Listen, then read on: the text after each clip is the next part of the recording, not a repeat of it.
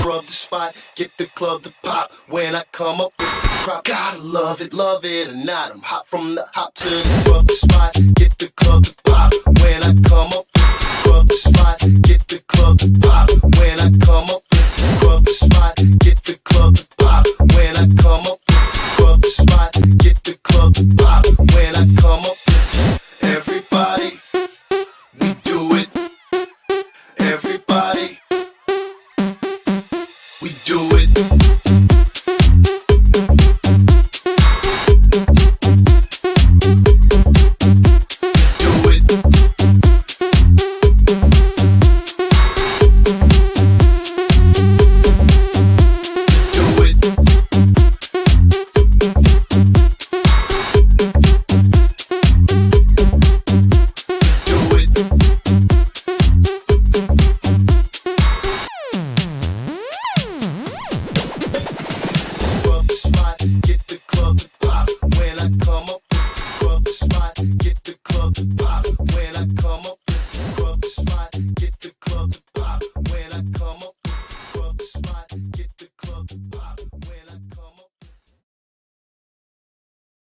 You are now tapped into the coolest reptile podcast in the world. We are here, episode 100, and this episode is brought to you by Alan of Amazing Basins.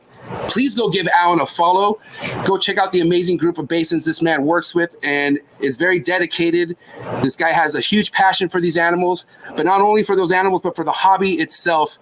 Me and him talk quite often, and I know he has a lot of plans for the future that will honestly make everyone thrive in this hobby. So please do me a favor right now. If you're not already following Alan from Amazing Basins on Instagram, go give him a follow, because tonight we have a special episode. I have somebody very special to me, and I've been waiting for this damn episode for about 2 years, and we're live with him now, tapped in at a secret location. Here is my man Socrates from Arielimax Arobreals. Did I get it right? Yeah, you got it. Oh, I got it right. Okay. What's the background of that name right off the bat? Because people probably want to ask, what's the purpose? And everything that Socrates does has a purpose behind it. Just so we know. So let's talk about real quick the meaning behind the name. So the name is Arielimax. Ari is my daughter Ariana. Okay. Ellie is my brother's daughter, Eliza. Yep. Okay. And obviously Max is Maximus, my son. Monster he is. Mad Max. Yep. What a freaking kid. Yep. So Arielimax Arobreals. Now, Sock is very family oriented. It's one thing that he's been teaching me since the last couple of years that we've been friends. But man. By the way, check out the shirt. Oh, look at the shirt right there. No, right there. Yep, the camera right there. There we go. Here she is, Snake Master Exotics, who's actually not in attendance right now because let's be honest, if Ari was here, it would be the Ari show. I wouldn't really get the I really wouldn't get the questions I would really need get answers from you if Ari was here, because her episode will come. But man, Ari, man, that's an amazing kid. Her energy, bro. How is it? I've seen you a couple times in person, and I've seen how you work with your day-to-day. You own a CrossFit gym, nonstop grind, but then you are such a devoted father to Ari and Max. But man, you've instilled this passion in Ari with working with animals, and it's not fake. It's not something that I see you pressure on her about. She's literally the one putting pressure on you from what I've seen, right? Yeah, she's special. I never want to put pressure on my kids at all. Right. It's not like, oh, you have to love snakes. She's just been with them since she was a baby, and she absolutely loves them. And you can see when you're there, she's kissing them, and I'm like, you're gonna get bit in the face one day. You need to chill out. But she loves the faces. She's like, they're so cute. I just want to be a snake. Right. And she loves all animals. Honestly, she loves to catch lizards. She's always out and about. She is. But she definitely has a big passion. And whether she continues it on or not, it's totally up to her, Now let me ask you this: this passion for animals. I feel like I get the love for animals from my dad more than my mom. But with Ari, where do you think she picked it up from? Because is it just you who loves animals? Is it her mom that loves animals as well? Where do you feel the trait picked up from? No, her mom doesn't love snakes. and neither does my mom or dad. Okay. They don't like coming to the house. 20 years ago, when I had a whole bunch of, literally a zoo at my house, I had all types of snakes. 20 years ago. When I started keeping, yeah. So what? 2000. So like 2001. 2002 when I got out of the military, and then I went back, and when I got out I started really keeping. So 2003, 2004 is when I tell the people what were you keeping, because I know it wasn't light work. Like, what were you kind of keeping in the beginning, like of everything fresh out of the my first snake was a corn snake. I was scared of snakes. Okay. So I went to the pet store and I was like, I got to get my fear out. So they pulled out this little baby corn snake, and they made me, I was like, I got to have it bite me. So that it bit me. I was like, I'll buy it. And then from there, it just took off. So, okay, as you were going to go purchase a snake, you had the snake. I wanted to get my fear out.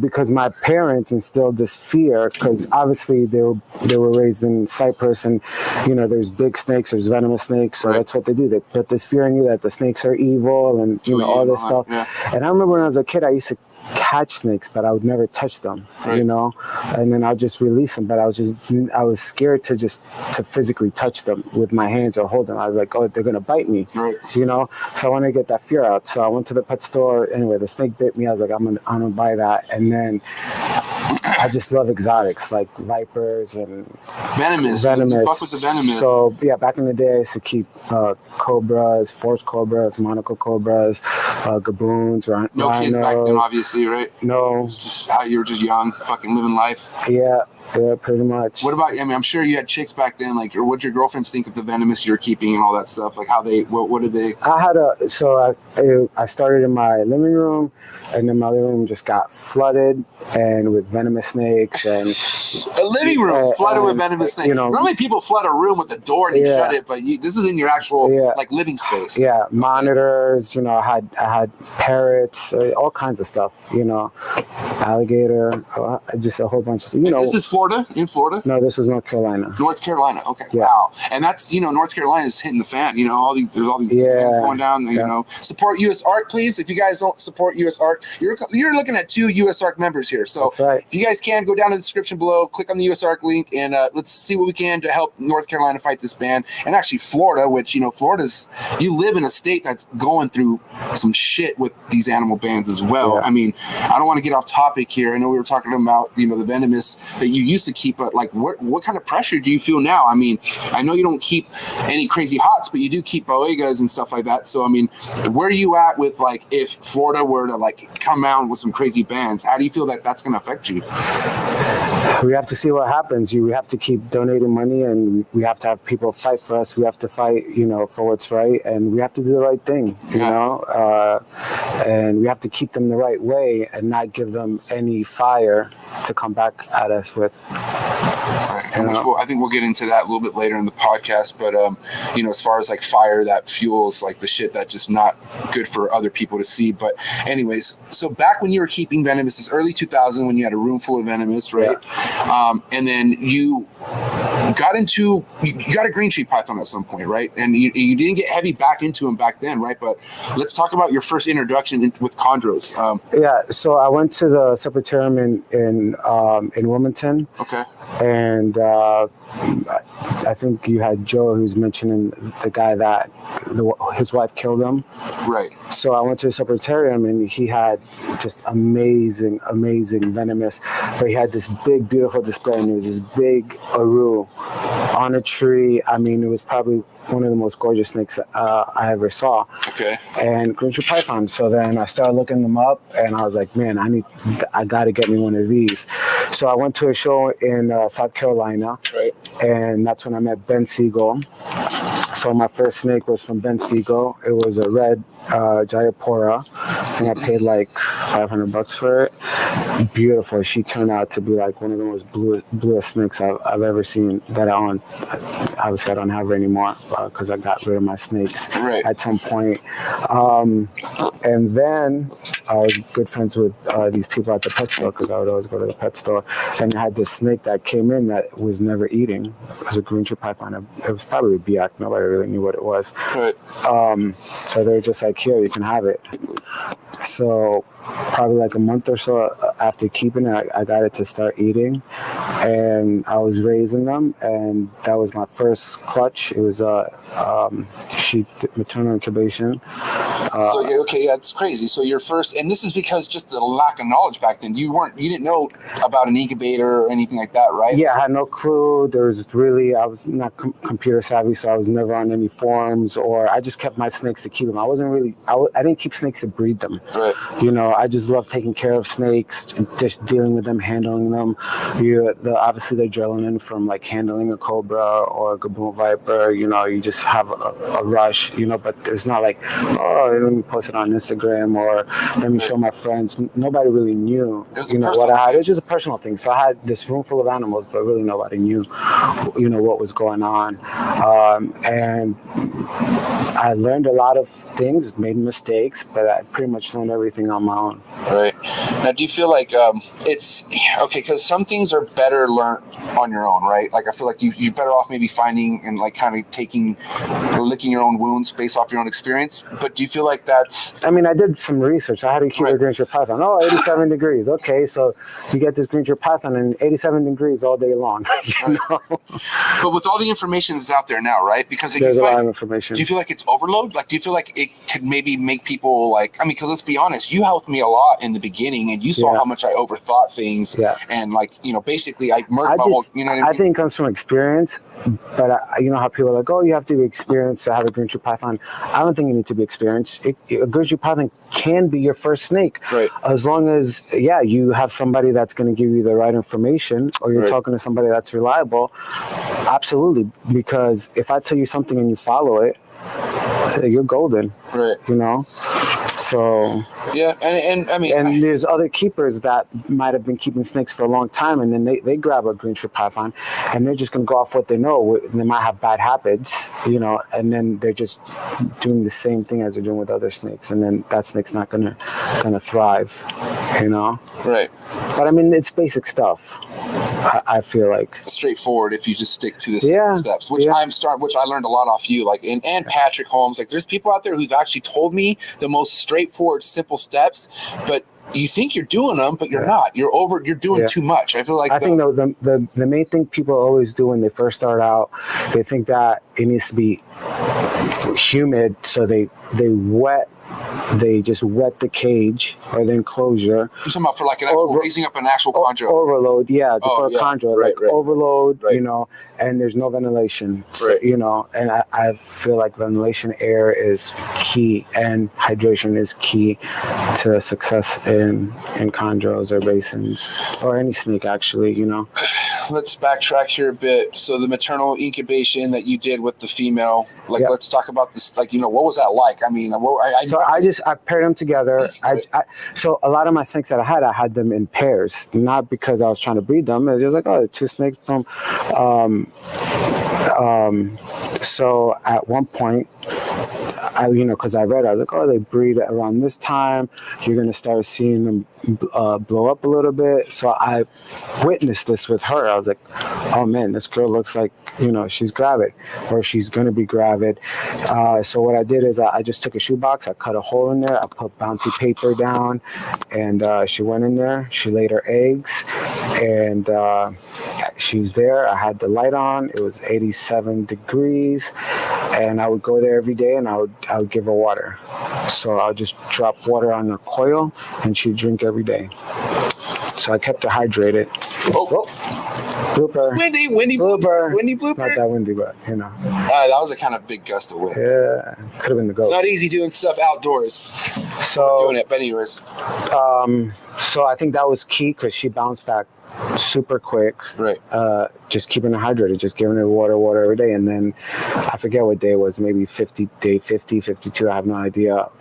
But I went in, and all of a sudden, the snakes were coming out. They were pipping, and she came out. I pulled some eggs out and killed them because they weren't ready. Just not knowing. What do you mean you pulled some eggs out? Like, oh, you pulled them out from underneath her, or too early? No, like some were pipping. So then I cut some, and then I was like, oh, let me pull this. They weren't ready. I had no idea what I was doing. Right. So I pulled it out of the egg. It was premature. Oh shit. But how many made it out of that clutch? Man, I think she had like 22 or 23. Damn. And like 20 of them made it. Yeah. And do you recall what day she laid when she maternal? Like, do you remember like was it longer than normal? Like as far as like incubation, like incubation, or is it was it longer? No, it was probably 50, 52, 53, somewhere around there. Same time then? Yeah, same time. Wow. And he was 90? 87. 87. Wow. It was constant. 87. So the thing that you did that you probably felt that helped a lot was keeping her hydrated? 100%. Every day I'd give her water. Because how long was she coiled? Oh, no, my bad. So you started actually hydrating her after she laid? Yeah, when she laid, I saw the eggs and she was coiled. I was just dropping a little bit of water on her coils and she would drink. Every day she would drink. So after this happened, you did what you did with the babies, right? But when did you actually get out of, because I know you left for a while. Like you got I had two more clutches with her. So you had 2 more clutches? Same way. So 3 clutches from that girl? Yep. Wow, okay. Yep. And how did those other 2 clutches go? Oh, good. Yeah. And same process, maternal, or you actually? Yeah, no. Maternal. Wow, I didn't know you was 3. Yeah. So 3 maternal. Your first 3 chondro clutches were maternal. Yeah, and I recorded one of them. I remember seeing it. I saw. Yeah. You posted it out. When I left, I lost my camera with a lot of pictures of like all my snakes. I only have like 15 pictures of like some of my venomous snakes that I had before and all this stuff. So all that shit's gone. Damn. So 3 clutches, and then you got rid of the chondro, or when did you get rid of the animals? So I moved to Florida. The only thing I brought to Florida were my chondros. I brought my eyelash pit viper, my pope viper, and my white lip, my pope, and my white lip, pope, and eyelash, and my green trees. Nice. Yeah, and my parents don't like snakes. Right. So my dad used to smoke, and we made a bet. He was like, listen, he's like, get rid of the snakes and I'll stop smoking. I was like, bet. All right. So I got rid of the snakes. She had her last clutch, and I went to a pet store. I'm not going to say any names. Sold the babies, donated the venomous. To what pet store? Sorry. Yeah. I tried. Donated the venomous snakes. And anyway, long story short, he didn't stop smoking. Damn, and you got rid of snakes? Yeah, he went into cardiac arrest. Damn. Was in induced coma for a week. Anyway, he pulled through. Yeah, thankfully. Yep. And but now he doesn't smoke. Sometimes it takes something drastic to make the move. Yeah. Even though that was drastic for you to get rid of the snakes, man. Yeah. Pops is savage. I don't know. That's well, that's where Maximus gets it from, probably. So anyway, a couple of years go by, and I was just missing something. Just like riding a bike. Like I had my bike, I got rid of it. And, when you ride a bike, you just get like this rush. And then when my daughter was born, I was like, oh, I'm just gonna get her a snake. Right. So I got her this corn, and from there it was just like, man, this is what I was missing. Like, this is part of my life. This is who I am. Crazy, right? That just something that was missing. Right. And from there it took off. And then, this time I knew what I wanted to just focus on. And this was what year? This was late 2015. So Ari was already born. Yeah, she was coming up to a year. Okay. And her first, that corn snake that you have now was her first snake. Yeah. Okay. Yeah. Which started her obsession, because she was. I remember seeing a video of her when she was like 1 or something. Yeah. She was, you know what I mean? Like the cutest thing ever. Yeah, she didn't know what was going on. She didn't know, but she was, well, because it's funny you say it, because with Maximus, right? He was more kind of like he's more warming up to the snakes now. Yeah. Now he's like, oh, he's with it. He's like, open up the tubs. Let me see the babies. Right. Let me touch them. And he's in there. Ari was always like. Yeah, and like we have snakes in the bed. Right. Every night she goes, grabs her snakes. She grabs like 4 ball pythons. She grabs an inch. The Bolins, man. She has a Bolin. She's gonna be in her bed with a Bolin, just kissing the head when you have, fucking Connor in his mother's basement, probably following this girl dying for a snake like that. That's not the Bolins, but the ball python. python, she's had since it was a baby, and she's put that thing through hell. She takes baths with him. She plays outside with her friends. Like she'll go outside and she has her banana chick. Right. She falls asleep with him. She cuddles with him.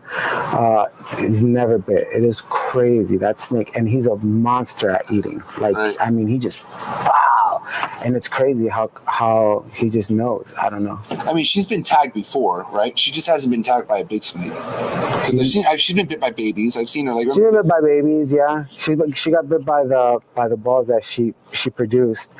Her and Maximus. Right. Jane was holding it, the baby, and Maximus was like this, and it bit Maximus, and she's like, "Oh, what? And, oh, that's the devil. We're giving that one to MJ." I'll take it. That's the devil snake. I'm like, no, they're defensive. They're babies. They have no idea. They're trying to. They think you're gonna kill her. They kill it, So Jane's like, give all the mean snakes to MJ. Yeah. Give him. But she's a smart girl. She doesn't want to get bit. Yeah. Oh man. Who wants to get bit? Do you remember when she got bit by one of Tyler Nolan's turtle? Remember she put her. You kept telling her, you're gonna get bit. Yeah. You're gonna get bit. I mean, listen, they got to make mistakes. They got to learn. You know. But, I mean, you see, mostly all my green trees are chill once you get them out of the cage. No, they're super docile, and I feel like you. I mean, so here's the thing. You have people out there who probably frown big time that you let such a young girl hold such a snake. Which anyone, you know what I mean? Like, there's sensitive people out there, but I feel like you would really take the time to know a snake. I know my snakes. I know their when somebody says know your behavior, know their behavior. If the behavior changes, that comes with time. Right. So it's not like you get a new snake and here you go. You know your snakes and you know how they react. Right. Yeah. I mean, is there a chance that you can get bit? There's always a possibility. It's a wild animal. Right. Right. But those snakes don't want to bite you. Right. I mean, there's some snakes that have a mean attitude, just like humans. Yeah. Just like humans. Yeah. It's funny because it's true. I mean. But she loves all the green trees. She loves all the basins. Dark Night is one of her favorite basins. Right. She's like, let me hold him. Okay. He's breeding. Right. Come on, it's been so long. I'm like, okay, so I'll pull him out. So yeah. So late 2015 is when you got the corn snake, and then when did you get? And I didn't know that it was going to be. I was going to get to this level. Right. I got a corn snake, and I was like, man, I was like, other than temple viper, wrangler viper, which is probably my favorite venomous snake. I was like, my favorite snake is a green tree, and I was like, I'm just gonna get a green tree. So I went and got a green tree. And from there, I was like, this is it. And where'd you get that green tree from? Do you remember? It was a Repticon show. Was that a Repticon show? Yeah. Reptiweek? You went to a Reptiweek show? Was it here in Florida? Yeah. Damn. Yeah. And let's see, this is 2016, or was this still 2015? Like, did you do a lot in the first year? No, it was spread it out? It was very quick. So all of a sudden, it was very quick. Yeah. Okay. It was literally like, I want to say like a couple weeks, 3 weeks later after getting the corn, I was like, then here's one snake, here's two snakes, here's three snakes, here's four snakes. Which it was corn snake, and then what? What corn snake to what? Green tree. Green tree. Okay. Now it's Repticon show.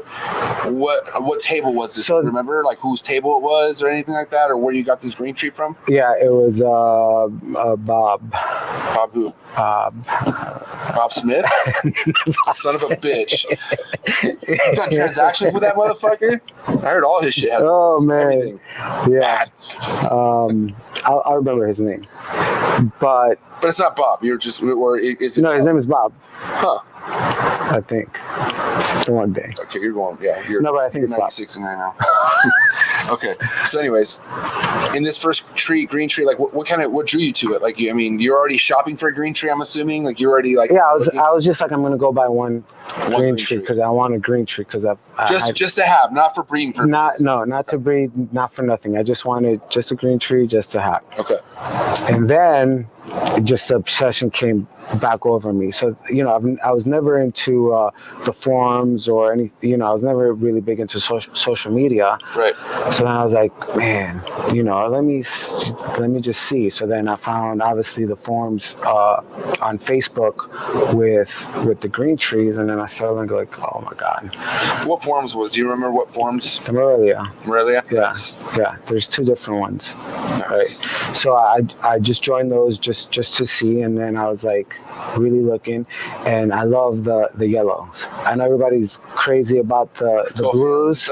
Yeah, everybody's crazy about the blues, but I just love a yellow snake. So if you had a true pure yellow and a true pure blue, you'd take the pure yellow over the pure blue all day?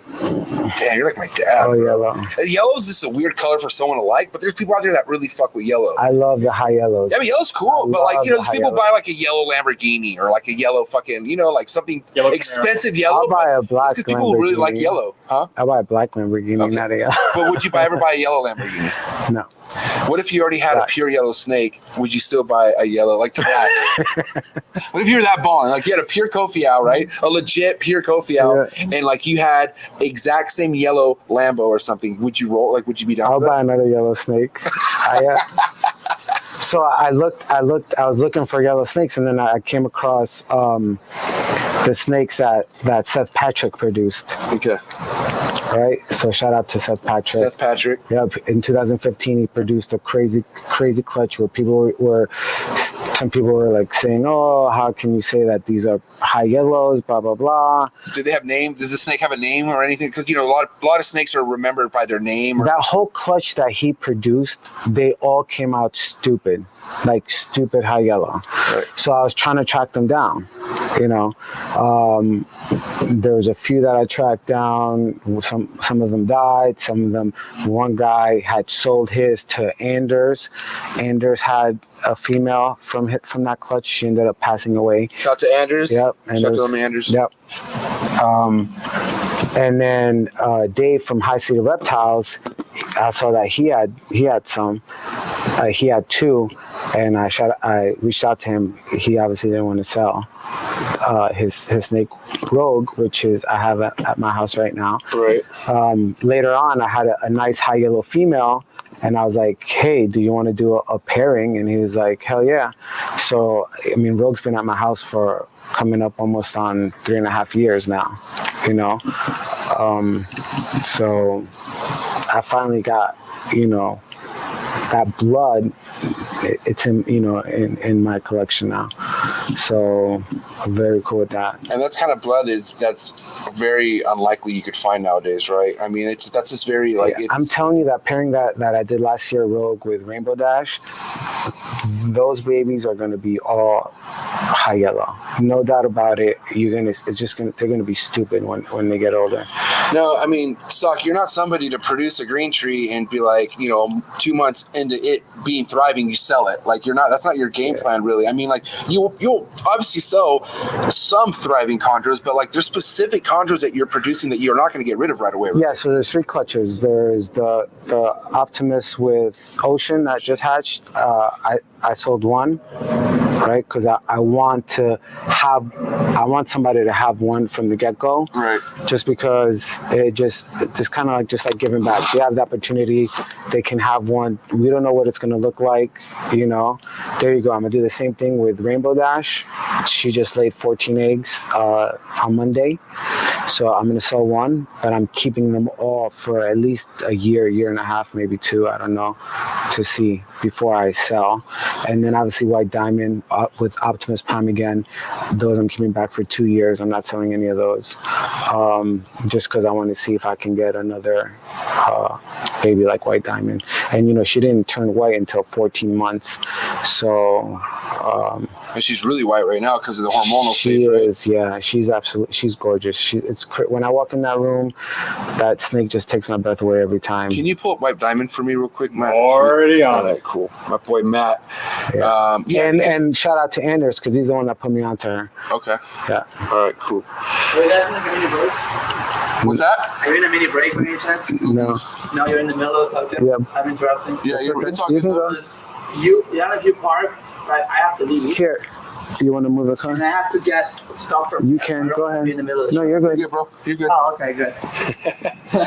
So That's my boy Carlos. It's like Shout out to so Carlos. professional. It's fucking amazing. That's how we do it. So, okay, back to what you were saying, which was White Diamond.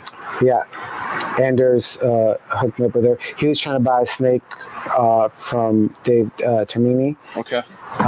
And you know, he knew that I was into high yellows. Right. So he put me on. I called him, and I actually met Dave. Like, I drove 3 hours. He drove an hour just so I can see the snake in person. So he brought. You drove 3 hours. He drove 1 hour to kind of help you out a little bit. To not to exchange, Just to look at it. I just wanted to see her in person. Wow. I just wanted to see, you know, healthy, like how she looked. And as soon as I got in this truck, I was like, oh my god, It's on. I've never seen anything like it. So, and he was willing to sell it to you, but you're like, I got to see it in person first, right? Or he was just like, I'll let you look at it. Yeah, I think there was a couple of people that he was talking to. I don't know. He started talking to me, and you know, good, very good guy. Right. So I was like, you know, I want to make it work, but you know, I want to see her. So, yeah, we did that. We did an auto test, came back negative, and I was like, all right. So then we actually drove down here, and brought me White Diamond, brought me her brother, which is Sonic, brought me one of her offsprings, which is a male, which I'm probably going to pair up to next year, Right. which will probably be the best possibility of me maybe recreating another one like her. I was thinking about pairing her up this year with her son, but I really wanted her to be with Optimus because I think that yellow and reds and just that combination. I mean, Optimus is a snake out of this world as well. Right. He's from the Insanity line. And he's a stud. He's been breeding for, I want to say, a year now. He's bred 3 females nonstop. He's meant for this. He's a machine. Yeah. You know. Yeah. Now, I mean, let me ask you this: Are you going to see what happens after a couple clutches, or are you just trying to just shoot for the moon one time with Optimus, and then eventually go back the White Diamond route with? So my plans with White Diamond is she's pretty close to ovulating. Probably in the next 2 weeks she's gonna ovulate. Okay. All right. I'm gonna pair her up with her son next year, and then I'm going to pair her up either with one of my high yellows from Rainbow Dash and Rogue, right? Or I'm gonna pair her back up to one of her offsprings from her and Optimus Prime. Okay. And I think that's it. I'm not trying to breed her too much. I think that's it for her. I want her to have a long life. And you know, when you breed them, you do take, it's a lot of stress on snakes, you know. So she's probably gonna have two more clutches, maybe 3 at the most, and that's it. And she's done. And she's done. She's just a joy to have. Because last year, what happened with her clutch? So last year, David told me to pair up in January. Okay. And obviously I ultrasound my snakes. That was, you know, a reason why I did so many clutches this year. Is I just want to show people that you don't pair up 8 snakes hoping to get 3 clutches or 4 clutches or 2 clutches. You can pair up 8 snakes and get 8 clutches. Yeah. You know, right. If you do it, if you know your snakes and it's science, you know, it's not about dropping temps in September, throwing all these snakes in and just hoping to get something, you know. Knowledge is power and data. So if you have all that, you can be successful. And you know, I've been monitoring all my snakes. I've had my ultrasound for 2 years. I've been ultrasounding every month, you know, just seeing and ultrasounding them and watching the follicles grow, knowing how fast follicles grow as they're breeding, you know, and watching and learning, just taking notes. So what I messed up with her is I wasn't ultrasounding her because I was like, I'm going to pair her up in January.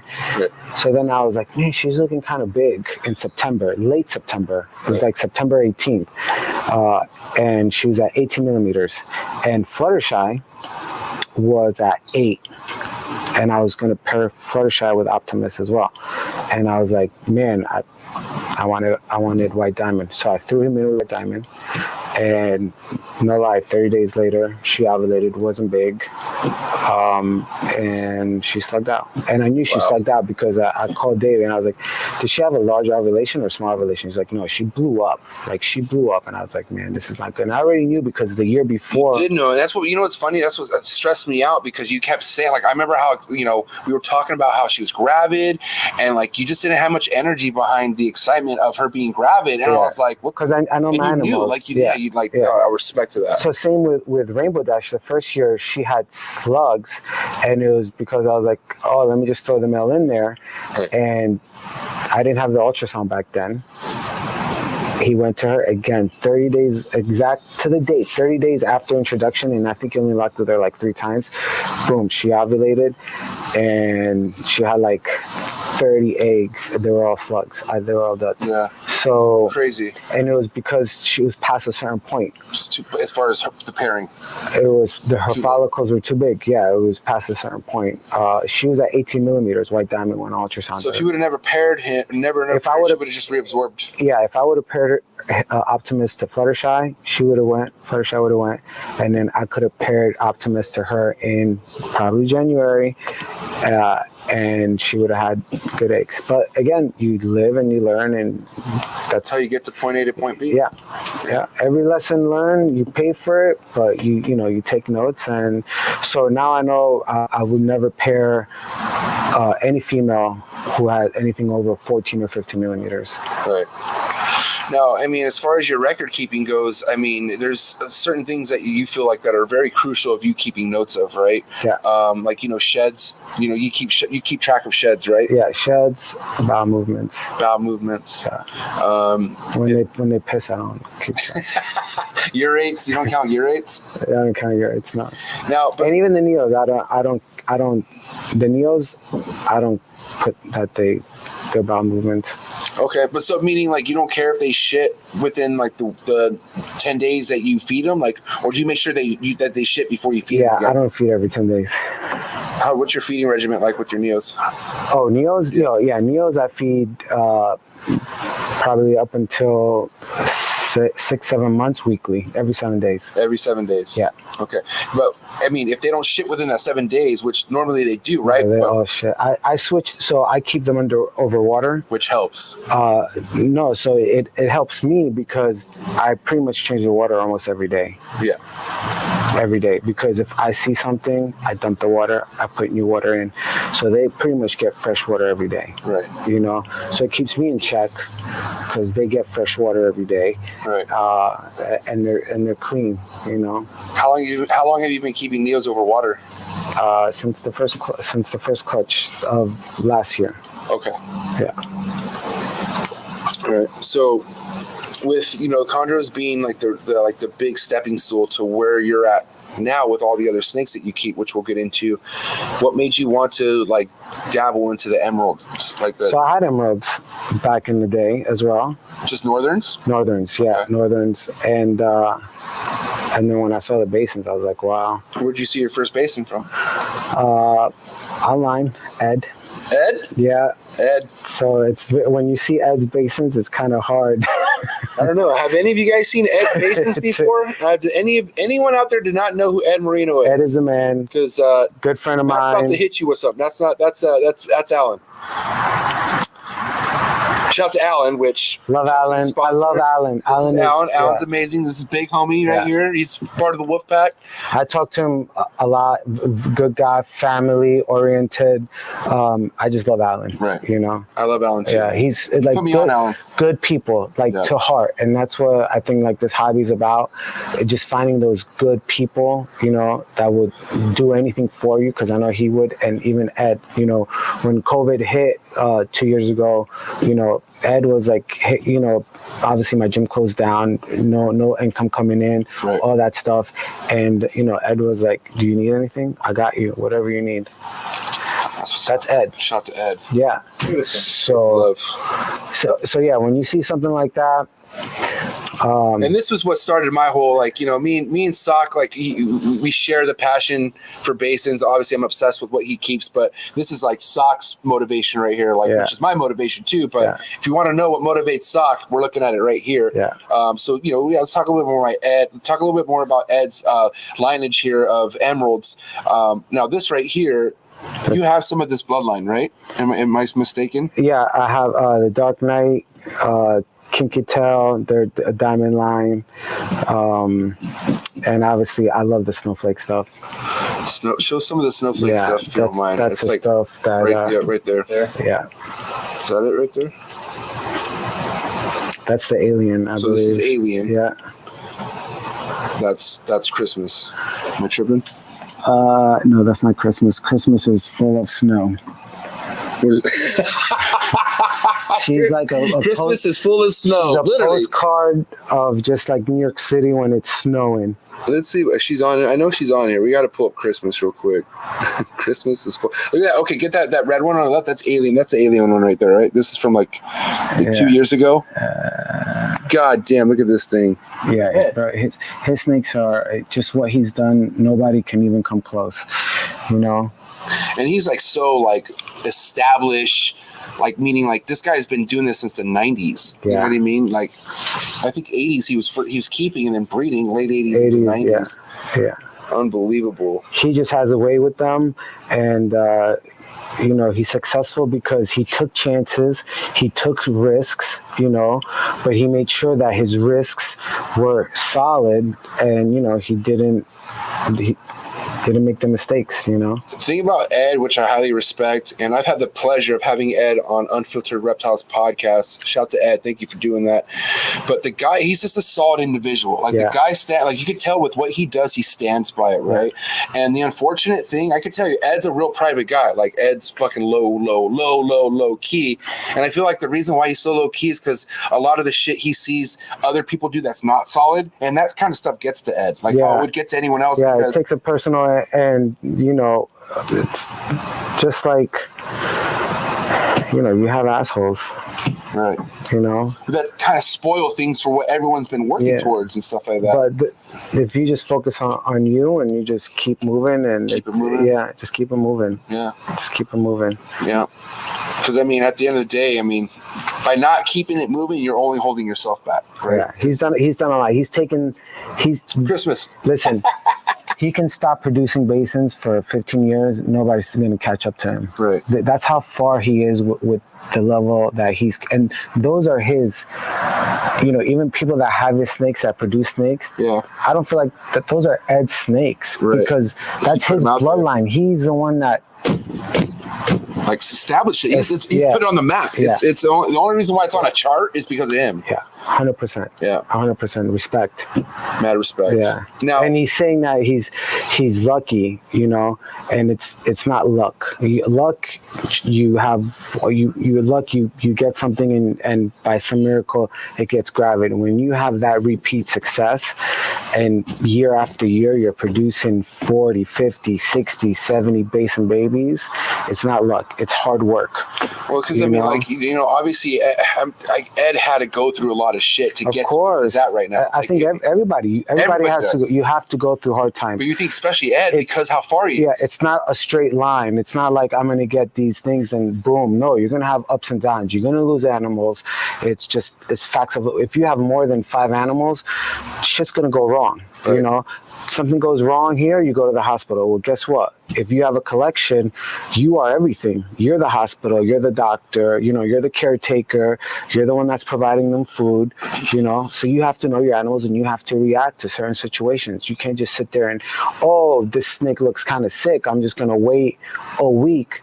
No, be proactive, get on it, see what's going on, what needs to happen, you know, before it's too late. And there's things that are out of its control, you know. There's things that you just cannot control, you know. If a snake has a tumor or a snake has cancer, it's out of your control. Right.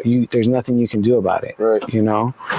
So you know, and it's hard when you lose a snake, especially when they mean something to you. You know, with Ed, those snakes represent his brother.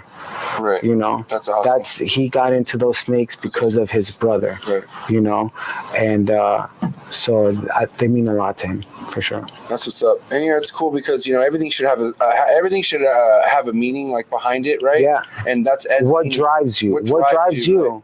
You know, what drives you exactly. Right. Yeah. Now, if we're talking about establishment with emeralds compared to the green trees, right? Like, what would you compare the two? Like, I don't. There's nothing different. I don't do anything different. I keep them all the same. But what I'm saying is, what seems to be easier to keep so far? Keep them all the same. The way I keep my green trees is the way I keep my basins. The same temperatures, everything. But we're talking about how animals could be animals, right?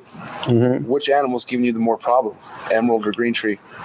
Oh, I don't know, man. I've had some green trees pass. I've had some emeralds pass. I think it's all the same. I think if you have more than 5 animals, you're going to come into some type of situation. Oh, for sure. 100%. I haven't cracked the emerald, the basins yet, but it's day coming. by day. It's coming. Yeah, day by day. 100%. For sure. Now, you have how many basin females? 1, 2, 3, 4, 5, 6, I think. 6, and then 4 of those are adults, or 5 of them are adults. You have the one female from 4. The younger one. 4 adults. I have 2 from Ed that are sisters from Christmas. Okay. So those are the young ones, and then 4 adults. So your basin game is essentially a little behind compared to your green tree game. You're more gaining traction on the green tree side of things than the emeralds because you're breeding more green trees. Is that right? Yeah. Okay. I got basins a little bit after green trees. The green trees, yeah. No, but if I'm mistaken, basins take a little bit more time, no? Like, or you kind of want them to be a little bit older, or because it's. Yeah. Even with chondros, you don't want to push the envelope too young, but it doesn't. Maturity doesn't hurt. I don't go by size of the snake. I go by age. So with green trees, I wouldn't pair a female until she's at least 4 years old. And with basins, I would say at least 5 years old. Okay. So I don't so much, because you have big girls, you have small girls, Right. You have big guys, you have small guys. So all depends. Yeah. Right. Like Nitro, she was a small chondro. She was, I don't wear my snakes, but she was probably like 7, maybe less than 700 grams. Right. She gave me 12 beautiful eggs. Right. No slugs. Because there has to be a huge difference in the wild too. Not every chondro is going to be giant, or I don't know. Yeah. How big of a difference do you feel like there is in the wild? Like in size, you know what I mean? There's some big snakes and there's some small snakes. Simple as that, right? Yeah. Right. I think age, I just go by age. Right. So, if you're mature enough, you don't want your 13-year-old girl having a baby. Can she have a baby? She probably can. Right. But you don't want her to have a, it's probably not going to be good. Yeah. So same with the snakes. I just want them to be mature. I think 4 for chondros is good, 5 for basins, Now establishing, neonates, obviously we haven't cracked the code. You haven't cracked the code on the emeralds quite yet, but with the chondros and, because a lot of people are kind of like, they're impressed. I'm impressed with how many clutches you have going so far this year, and it's not over yet. So no, there's 3 more. You have a sort of a system to where you're able to somehow figure out how to establish all these neos. What system is that? Well, some clutches will take off the bat. Some clutches won't. It's just patience. I think patience is key. You can't get mad. And there's definitely technique to it, You got to know how to hold the pinky. There is a position hold on that. There is a way to hold the pinky. Yeah, there is. I always use chick down, no matter what, in the start. Do you wash the pinky off? No. Just straight to chick down. Just keep it simple, yeah. Right. Just hot, wrap, dump it in the chick down. You a lot of people think you got to be aggressive, and that's not, if I'm sleeping and I'm like, hey, here's some food, eat food. Wake the fuck up. Are you gonna, no, you're like, what the fuck? Yeah. And then you're gonna probably just be striking mad, and knowing if the way they're striking, if they're striking like they're pissed and they're not gonna eat. So you just want to I open the cage, the tub my pinky is drenched with chick dao, and I just start tickling them. Right. I just softly around their body, in their face with the chick dao, like in their nose, and they start waking up, and then they start flickering their tongue, and then they're like, okay, what's going on? And then just start rubbing them. Some will take, some will start, a lot of people are like, oh, the runners. What do you do? What are you going to do with a girl? You're going to let her run away? You run with her? Yeah, you chase the girl, right? Yeah. So you just go, the same thing. They run away, you just keep following them and just keep tagging them. And they all have their trigger points, whether it's right behind the head, it might not be on the right side, it's going to be on the left side, or maybe it's in the mid body. And then once you see them, you hit a spot and they strike, you're like, all right, now you know their button. You're golden. So then you just got to figure out how to touch, and how to hold and tap the body and go right to the face, because they're going to turn around. So it's got to be there for you to grab it. Right. It just takes time, and some of them, they're not going to eat off the bat. And some of them they take it, they wrap it, and they drop it. All right. They're almost there, but they're not there. Right, next week, don't stress it out. And then if they go beyond the point, if they go like past a month, then I just take a pink head, and if they're striking and dry, because when they strike and it's dry, it gets stuck in their mouth. Right. And then they'll swallow, and that teaches them how to swallow, because a lot of them might not even know how to swallow. Right. So in time, they'll come around. It just takes time. It takes time. And I'm in there, every time I have a free minute, I'll go in there and I'll work on some, and then I'll work on some, and then I'll work on some, and then they all come around. But, you can't just, if you have 4 clutches, you can't be trying to feed 4 clutches in one day. Right. You just gotta section it off. Maybe you work on 4 today, and then 4 tomorrow, and then 4 the next day. You might be in there for 3 hours, and none of them will take, and then 2 hours and 40 minutes into it, boom, one takes. Yeah. And then boom, another one takes. It's right in the minute. The thing is, like, I don't give up. It just happens when it happens. I don't give up. So it's like, man, I'm so close. And they take, and then you have a couple take like that. Right. Wow. Now, let me ask you this. If you have a really awesome looking Neo, right, and you have a lot of like good hopes in it, but it's just not a good eater. Yeah. Are you somebody who believes in like not holding back something that's not thriving and eating, and you might just want to sell it as a pet to somebody? Or do you feel like you would still try to like... No, I'll keep it. Keep it? I'll keep it. But definitely the ones that like eat from the beginning. Right. Definitely good breeders. Right. Okay. Yeah. So let me ask you this. A lot of people like to go ahead and offer a meal. Can I drink my tequila? Yeah, go ahead. Cheers. Cheers. Actually, I need more coffee. Are you drinking coffee? Yeah, I'm drinking coffee with the tequila in it. But offering a meal prior to the first shed, right? Some people offer meals before they even get the first shed. Where do you stand with that? Yeah, I don't do that. What I do is I keep my babies in the incubator until they go into shed. Okay. And right before they start coming out of shed is when I pull them out and I put them in the tub. So I keep them in the incubator, which is 100% humidity, because I believe the first shed is super important. And you said they're tough. The first sheds are tough for the shed, right? If you see the first shed, it's like so thick. Stick to their sticks to their skin. Yeah, it's thick. Yeah. So what I do is once they all hatch, I have 6 holes in my sim, which they're all open at the time. I drop my incubator down to 83 degrees. Right. So they're just at 83 degrees in the incubator. And they go into shed. As they're coming out of shed, that's when I pull them out and I put them in the tubs. And then when they shed, I feed. I don't really care about how big the snake gets. Everybody, that's the thing. I feel like America is like, so feed, and it's not good. Too much food is bad. don't get me wrong, I think if a snake is going to be big, it's going to be big because of its genetics or because of the mom or the dad. Right. You know, just because you gave it, and that's just me. Just because you gave it a meal before, okay, maybe it's going to be a little bit bigger. But I mean, does it really make a difference when it's 4 years old? Right. You know, I just the way I feed my snakes is a lot different than most people feed their snakes. You know, I'm into fitness. I fast. You know, Patrick Holmes. Shout out to Patrick Holmes. But Patrick Holmes fasts too? Yeah. Oh, what up, Yeah. Patrick? Yeah. Patrick's in the building too. I think I saw him here. Let me see. Where's he at? There he is. Look. FlowFlex. What's up, Patrick? Florida Flex. Patrick Holmes. Super dreamy individual. Yeah. Go fuck with my man Patrick Holmes. But yeah, Patrick's super fit and into his health game. So it's just about health, you know. And I feed my animals kind of like how I eat, you know.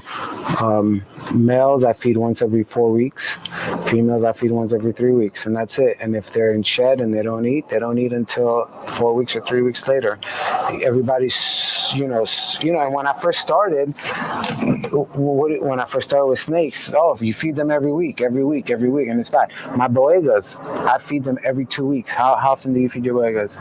I was feeding them once a week. Oh, you switched? I was never doing once every 2 weeks. I was always doing it once every week on them. That's what I'm saying. I feed them once every 2 weeks. Yeah, right. Yeah. Right. So even with my ball pythons, obviously not the babies, but as adults, once every 2 weeks. It's funny he said, because guess who did we talk to today? So me and Matt went to go visit Josh from Trademark Exotics, and medium or jumbos. Yeah, and he literally feeds. He has these big fucking ball python females that he feeds bi-weekly. Yeah, every 2 weeks, and it's either a medium or a jumbo rat. Yeah. And like, dude, I mean, they give fucking 12, 14 day. People always ask me, well, you know, do you food cycle? I don't food cycle. I keep the same thing. They eat once every 4 weeks for males, once every 3 weeks for females. Same thing with the basins. You know, obviously babies are different. You feed them weekly, and then as they go up, I literally 7 weeks to 14 days, and then once they're about 2.5, like the males 2.5, they might go to 3 weeks and then to 4 weeks. Right. So obviously the males you want small anyway. You know? I feel like that was the biggest thing that you helped me with my chondros was going 4 weeks. They're just healthier. You see the animals. You can tell they're always moving. Yeah. They're always moving. They're doing their. You don't have to take them out. Yeah. On a porch. Spray them down.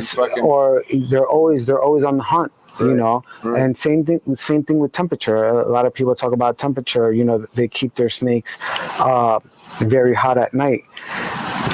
83, 84 during the day, and 78 at night. 78 on the hot spot. So my room 74, 73 on the cooler side. Is on the cool side on the floor. My room at nighttime drops down to 72. You know, I open my vent, I open the door, so it gets cool like my home. Even though you drop tents, you always keep a warm spot no matter what. So like, no. Or do you cut the tents? I don't cut I just the herb stack goes down to 77. Okay. So you just know that's so so if they want to be warm, they're going to be under the perch where it's 77. But guess what? You go in that snake room, and those snakes are all over the cage at night. Right. You know, they're on the floor, they're on the cool side, they might be on the hot side, but they're moving. You know, they're exploring, they're exercising. Right. You know, I really feel like the whole temp thing plays a huge part because a lot of people just bake their snakes way too hot, and 100%, and that causes regurgitation. Having a hot spot's, I guess not the end of the world, but they need a cooler side. They need something to cool off on. I mean, listen, you go to the wild, right? Right. It's not 90 degrees during the day and during the nighttime. Right. You know, and most of the time, if they might be on the floor, they're in where the trees are. It's not 80 degrees, 85 degrees. It's probably in the 70s. You know, just like you. Do you want to be out in the hot sun, or do you want to be out in the cool AC? You know, most of my females, even during the day, they're not under the heat panel. They're probably hanging out where it's 78 degrees. Right. During the day, right. You know.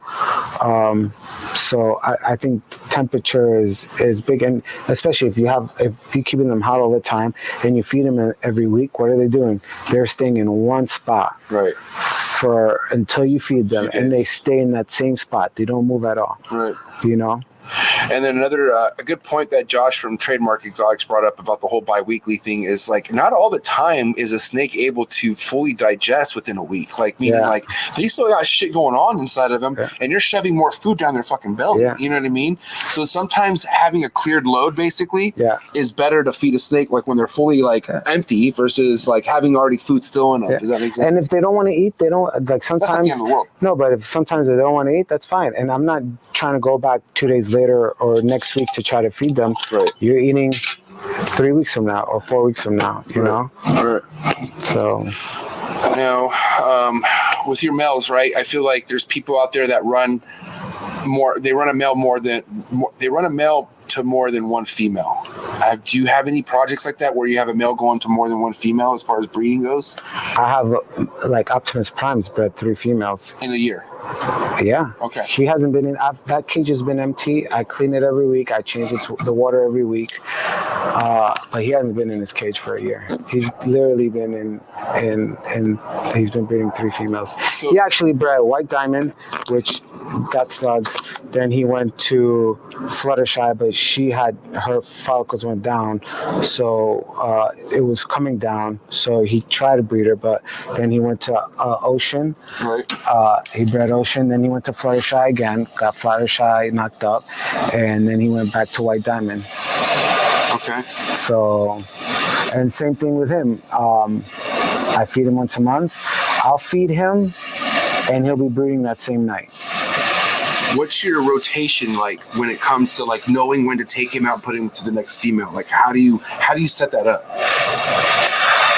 It's just when the females are ready. It just no, like it just lined up. It just happened like that. Yeah, basically, I put him in with after White Diamond. I put him with Fluttershy.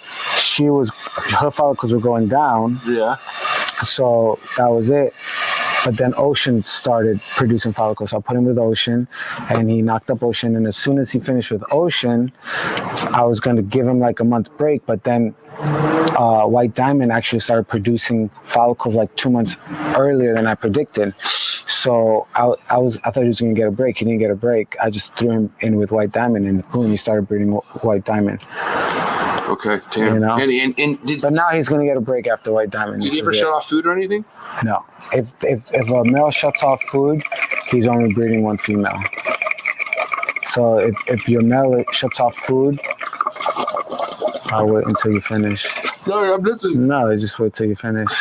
Bro, I'm listening. You might miss it. I could do you might miss it. Once. Okay, start. More. This is brought to you by Marissa's Crafty Cups. Thank you so much. Here, hold on. Let me see. Hold on. Yes, this is a coffee cup that turned into a rig, and I traveled with it. Thank you, Marissa. I love it. This episode is also brought to you by Alan from Amazing Basin. Love Alan. We love you, Alan, so much. Yeah. Can we pull up his Instagram real quick and let's talk about Alan? Yes, sir. Because I feel like you and By Alan. the way, you got to go to his spot. You got to do it. We don't tell people anything. No, I'm saying you got to go. At some point, nobody will know when we go to Alan's. I'm not saying the day. It's not like there's a day. I'm just saying you got to go to his spot. Right. It's happening.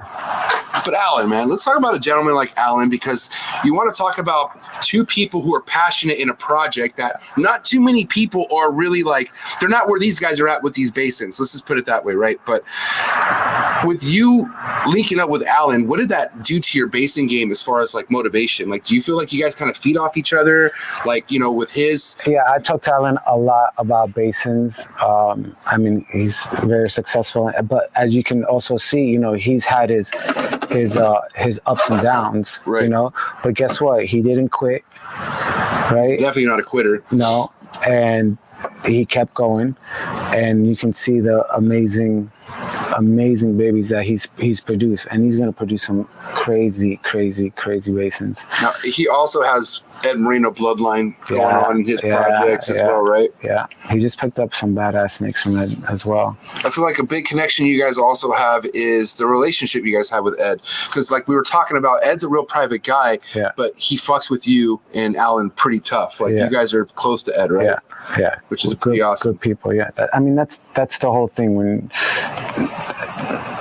if I don't like you, I'm not going to talk to you. It's just simple as that. I'm not going to, my time, if I'm taking my time to explain something to you, or I take my time to answer you back, you know, that should mean something, right?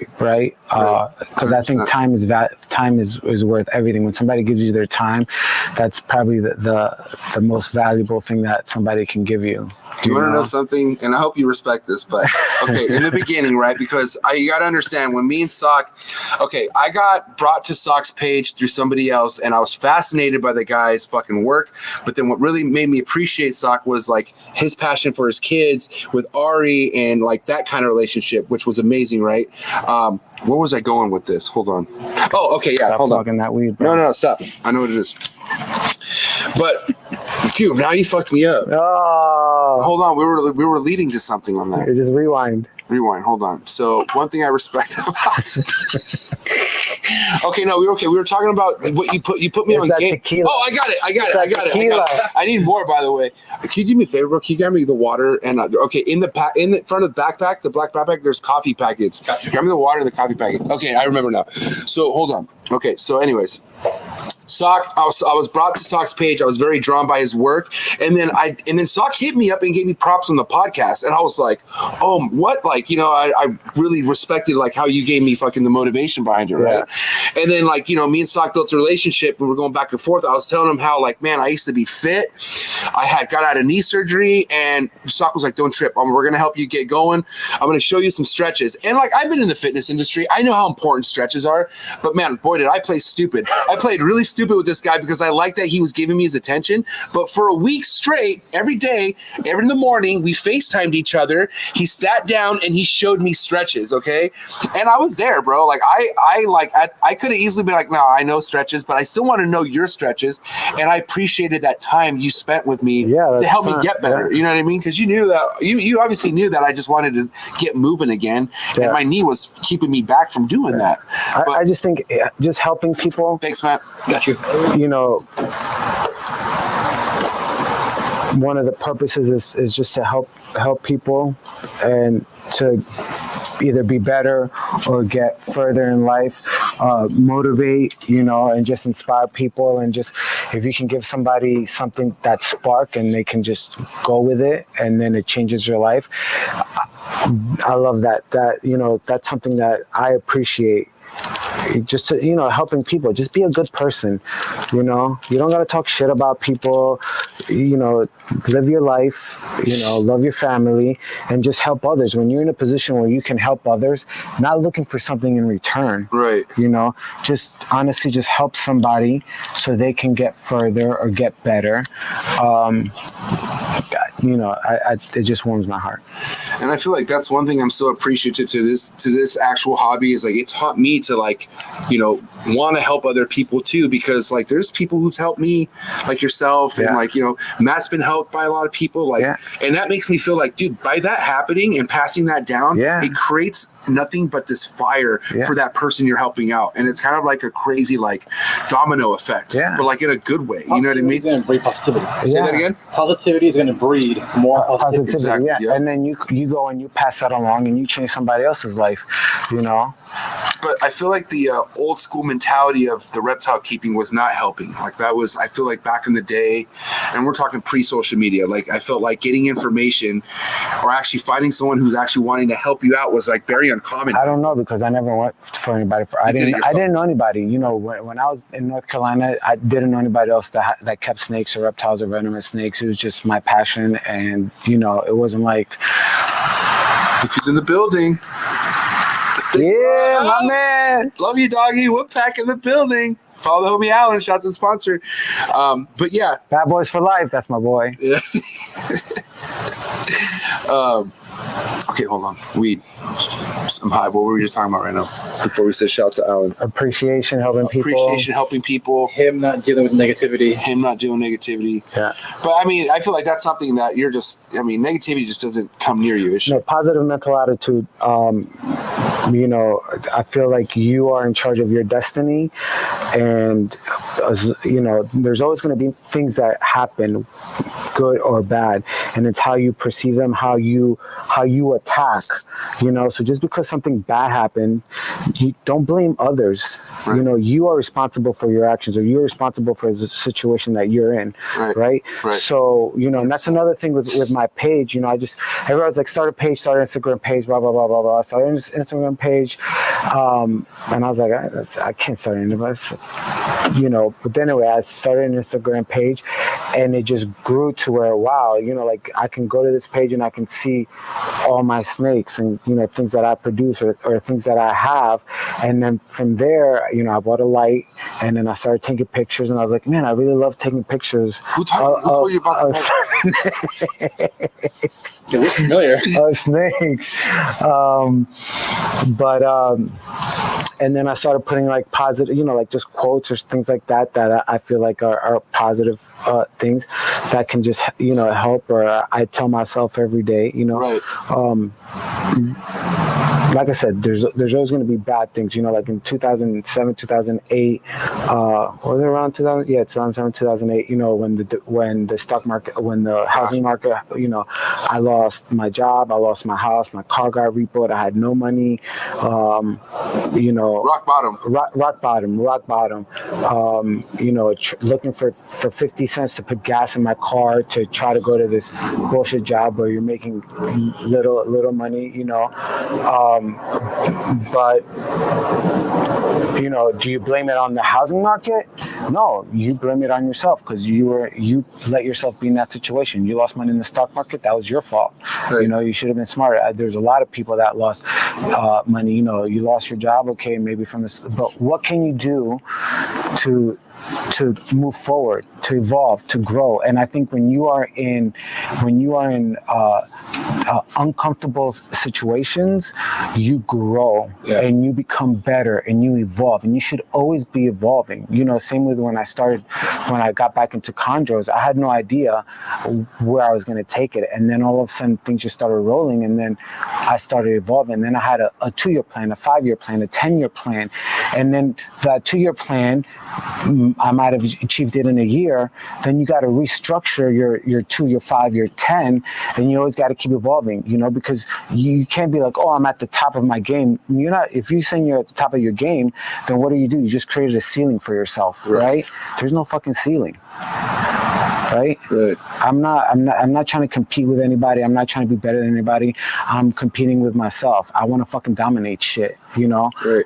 I want to prove things to myself, and I have goals, and those goals always change, and they're always evolving, and they're getting better and better and better, Right.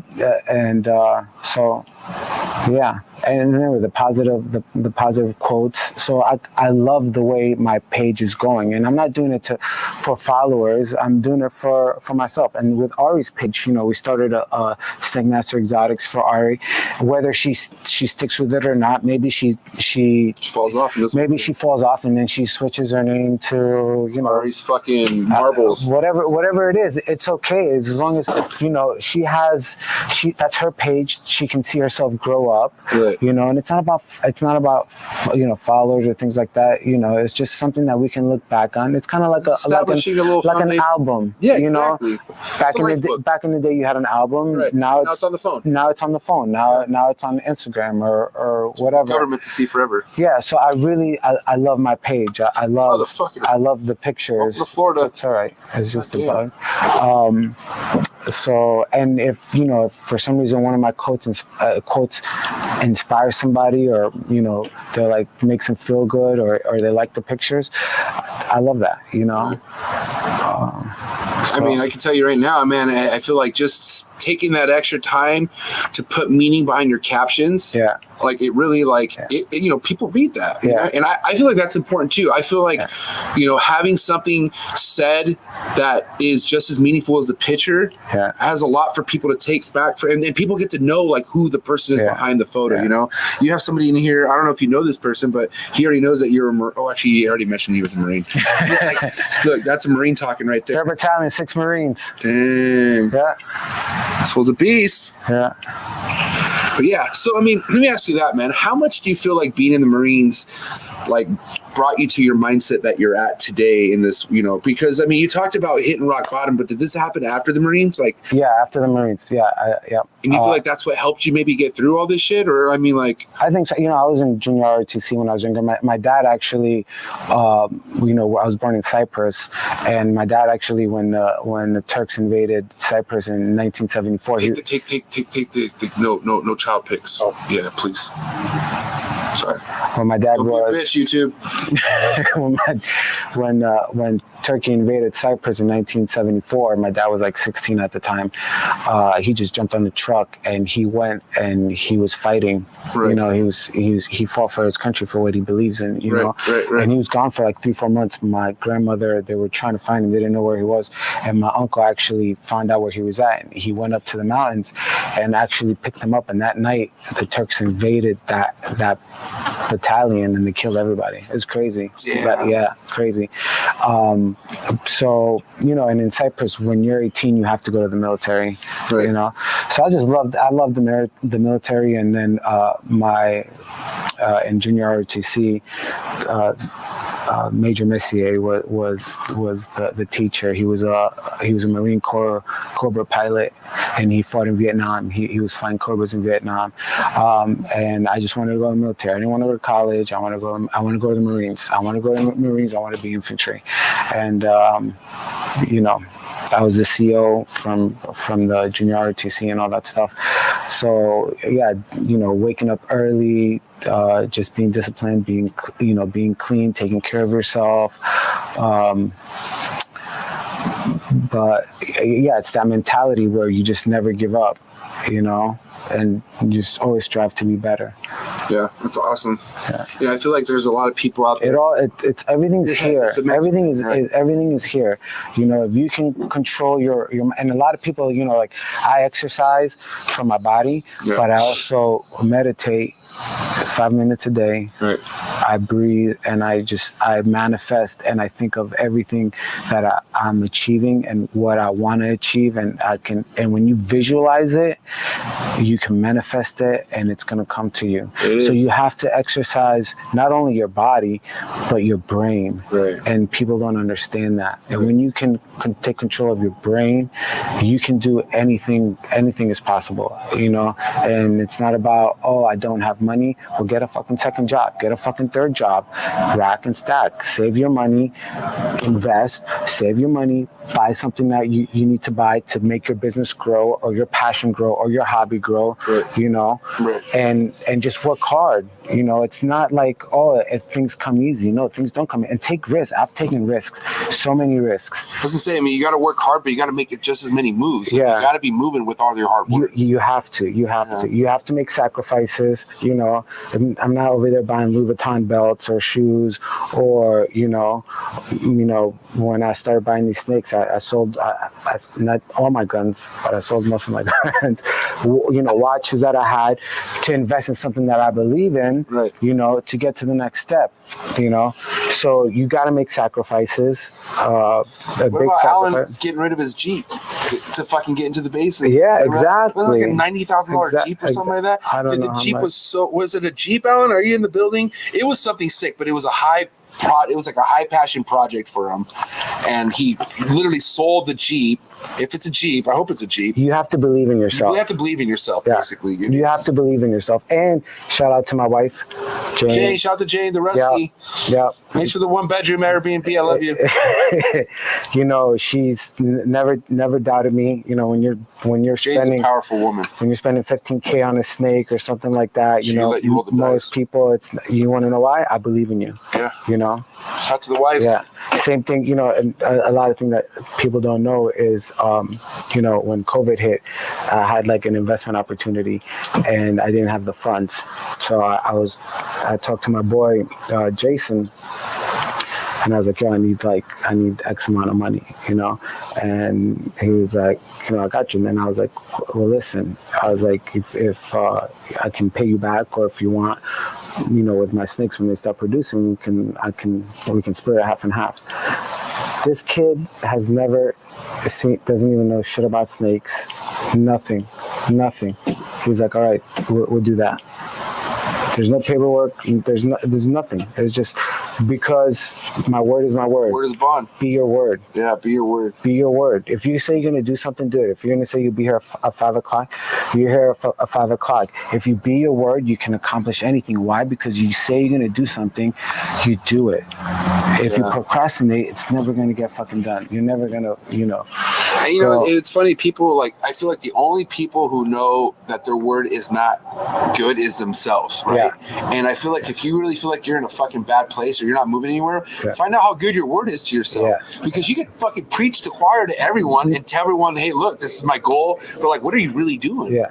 Nobody's perfect. Nobody's perfect. There's nobody is perfect, But you work on yourself daily and you have to evolve daily and improve daily, Now, if you could get back into as far as chondros and just like the stuff that you keep in general, I feel like because of ball pythons and that where that's been. By the way, with ball pythons, I never owned a ball python, which is crazy.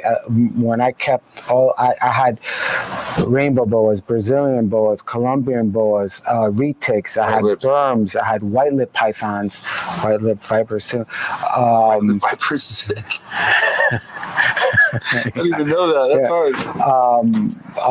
Feral dragons, savannah monitors. But never ball pythons. I never had. I just didn't like them. I didn't like the look back in the day, But then I remember when the pied came out, I was like, oh, that's a pretty cool snake, It wasn't until, I got Ari, her first ball python. They're really cool.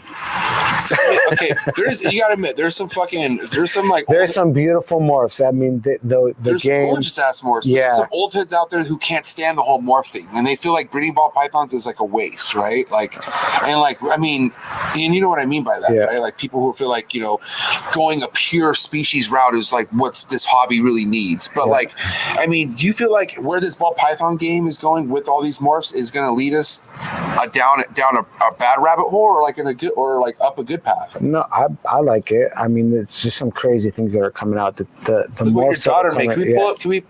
Can we pull up Ari's first clutch? If you don't mind. Yeah. So with her clutch, she raised both of the babies she raised both of the mom and dad from babies, and she paired them. She ultrasounded them. When Alan was here, she ultrasounded them. She saw the locks. She pulled the eggs. She candled the eggs. She marked the eggs. She incubated the eggs, and obviously you cut them with her. Yeah, that was epic. So I'm very proud of her. And she just her reaction, like you saw the video when I woke up that morning and I saw the eggs and I'm like, oh my God, Ari, and she was just like, oh my God, I can't believe it, I mean, if anything, that's what any dad wants. It was pure joy. The pure joy. Yeah. You know what I mean? You can see like she's there's it. So there are the eggs. I think people are knowing how the process works here, Matt. We want to go to the clutch, to the actual egg. Show the snakes, my man. Actually, go to my page. They're on my page. No kids. Don't show no children. We cannot do this right now. Stopping it. Go. You could have gone from there, but no big deal. But yeah, I just want to show you guys the amazing clutch that she had, which not only for her age, but for anyone to have a clutch come out this great. Yeah. And, the quality, because you got to understand, when you told me what the pairing was, which if I can remember correctly, it was a super pastel banana het clown to a banana clown. To banana clown. Okay? Yeah. So I see people work with super banana. I just don't see a lot of super banana pet clowns out there. Yeah. Like you don't. And I remember because me and you were looking on Morph Market, we were messing around, and especially females. You know what I mean? Yeah. She had three females. Three females. Three females, one male that she made. Find them at. We're going. I'll save you, buddy. What the fuck is that thing? It's a beetle. Be your friend. Can I put it on you? I don't see him on your page either. It's on you, bro. Hold on, let me send it to you. I gotta do everything for that now. There you go. Yeah. No, you could go from your computer. Okay. Just go to your inbox. But yeah, I mean, okay, so, let me ask you this. I mean, are you making sure that she's the one that's staying on top of all the responsibilities as far as feeding? Because it seems like she's the one, like, knowing what snake not to be messed with. Like, you know, she knows her animals pretty well. Yeah, her animals in the room are her animals in the room. You know, she's got the 8 ball pythons, the 4 that you sent her. She's got her corn snake, and she's got the 2 bolins in her room. Yeah, so there they are right there. Yeah. Look how pretty and clean these are. So, I mean, from what I understand, a super pastel pairing puts pastel in every single snake in that clutch. Yeah. And the one that she's sending me to the far right, I mean, I sent this to a lot of my ball python OGs out there. And, yeah, they essentially said, that's right, everything should have pastel, but they just don't see pastel on the one on the right. Yeah. But, man, fucking what a clean snake. This whole clutch, amazing. Yeah, but that one over there had all 4. The one in the middle, the one next to the one that we are assuming does not have pastel, but according to ball python law, this one has all the genes. The middle one is it's pastel super banana clown, basically. Yeah. And it's a female. Yeah. Which is amazing. Good shit. Love it. Now, let's start talking about bolins, man, because I mean that's something not a lot of people know that you have. You don't post bolins as much as you do as your chondros and your emeralds. Yeah. But let me ask you, what drew you to the bolin python project? And we could talk a little bit about Megatron and whatnot. But James, shout out to James. Opdale. James Opdale. Shout out to James. So James is my mentor pretty much. So I think everybody should have a mentor. Pull up captive snakes if you don't mind. Yeah. Captive. My man right there. Captive bred snakes, right? Yeah. James Opdale. Yeah. Thank you, Matt.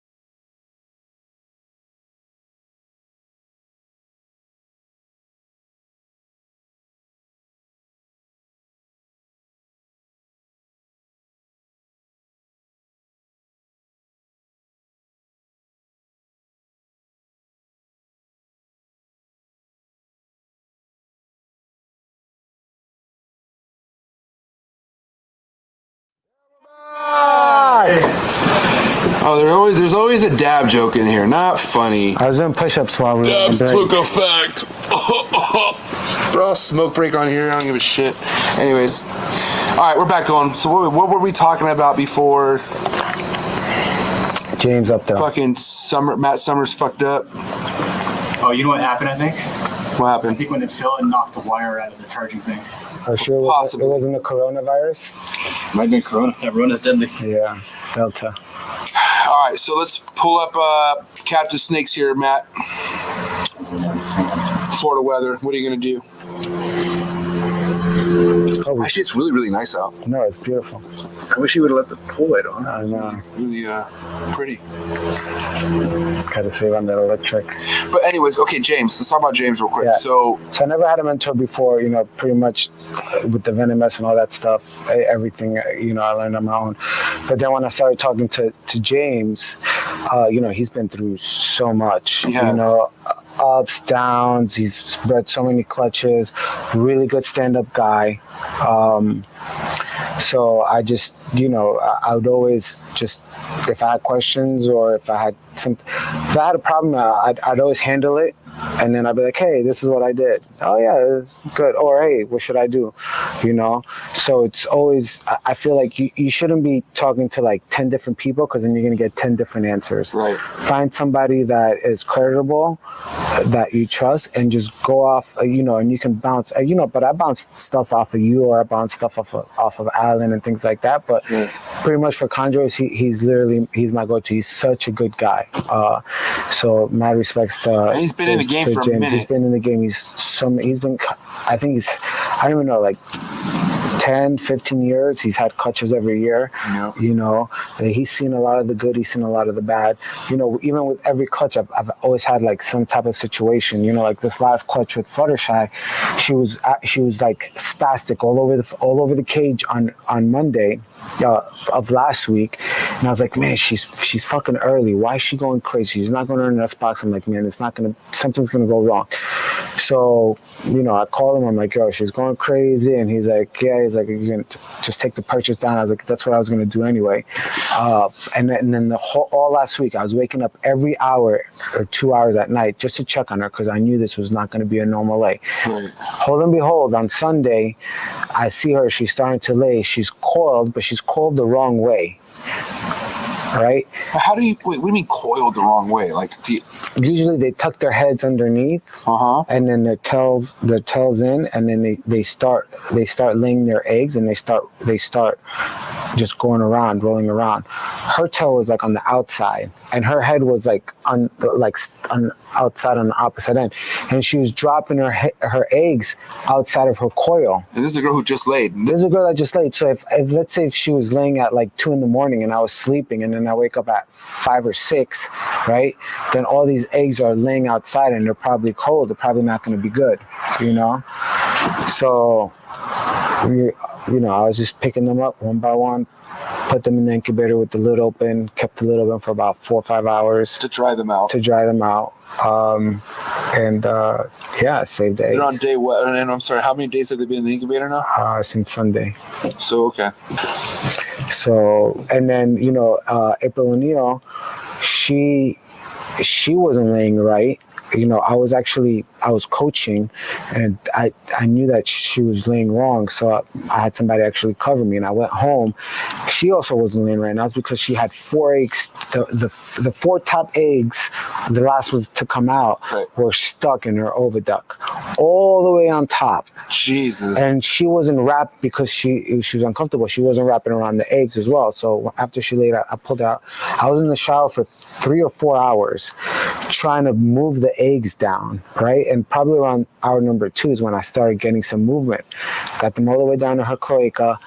I was trying to pull them out, and then there was a little blood that came out, and I was like, fuck. And I was like, let me just stop, because I can burst something. Even James was like, just be careful when you're down there, because you can burst like an artery. So this whole time you're kind of massaging your stomach, right? And it came all the way down, and I got them after like 3-4 hours all the way down to cloaca. So I was like, all right, let me just let her chill, because she's fucking exhausted. I put her in her cage. I wake up at 5 a.m. She's on the perch, and literally there's 2 eggs dangling from the branch. Oh my god! And 2 on. I had the picture. Yeah, and they were still. Did you post that on your Instagram? I did on the stories. Yeah. Oh, but you didn't put it on. No. So I was like, oh my god. So I just took a knife. I went all the way up top, and I cut her oviduct and took the eggs. I cut the oviduct. I pulled the eggs out. One of them survived out of the 4. I think the 2 on the floor were just super, or maybe it was the one on the floor that survived. I don't know which one of the 4. But, if they were hanging like this, maybe the embryo moved, and then when I set it, I have no idea. But one of them survived and hatched. But I cut them out of the ova. They were all bloody. I mean, they had blood on them. So, And the female recovered fine? Oh, man, she ate like 4 days later.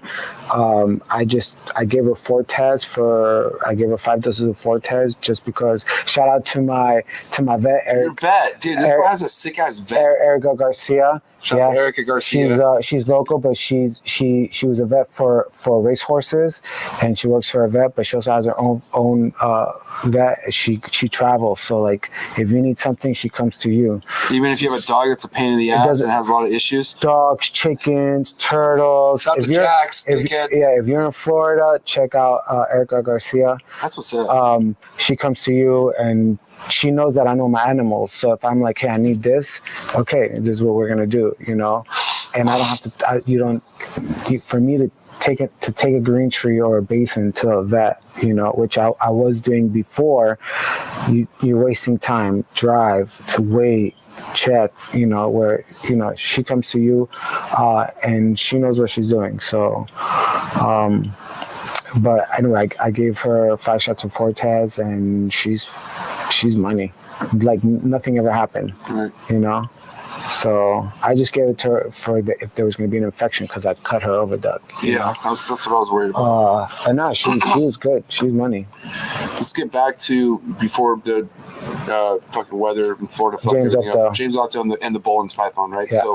So he had a pair, right? And he was telling me about them. And I was like, oh man, they're really cool. And it wasn't until I actually went to Erica's house with Alex. You know Alex, her husband. He breeds ball pythons, but do you know his name? Does he have like Instagram name? So yeah, man, I should know his last name. Do you know my business name?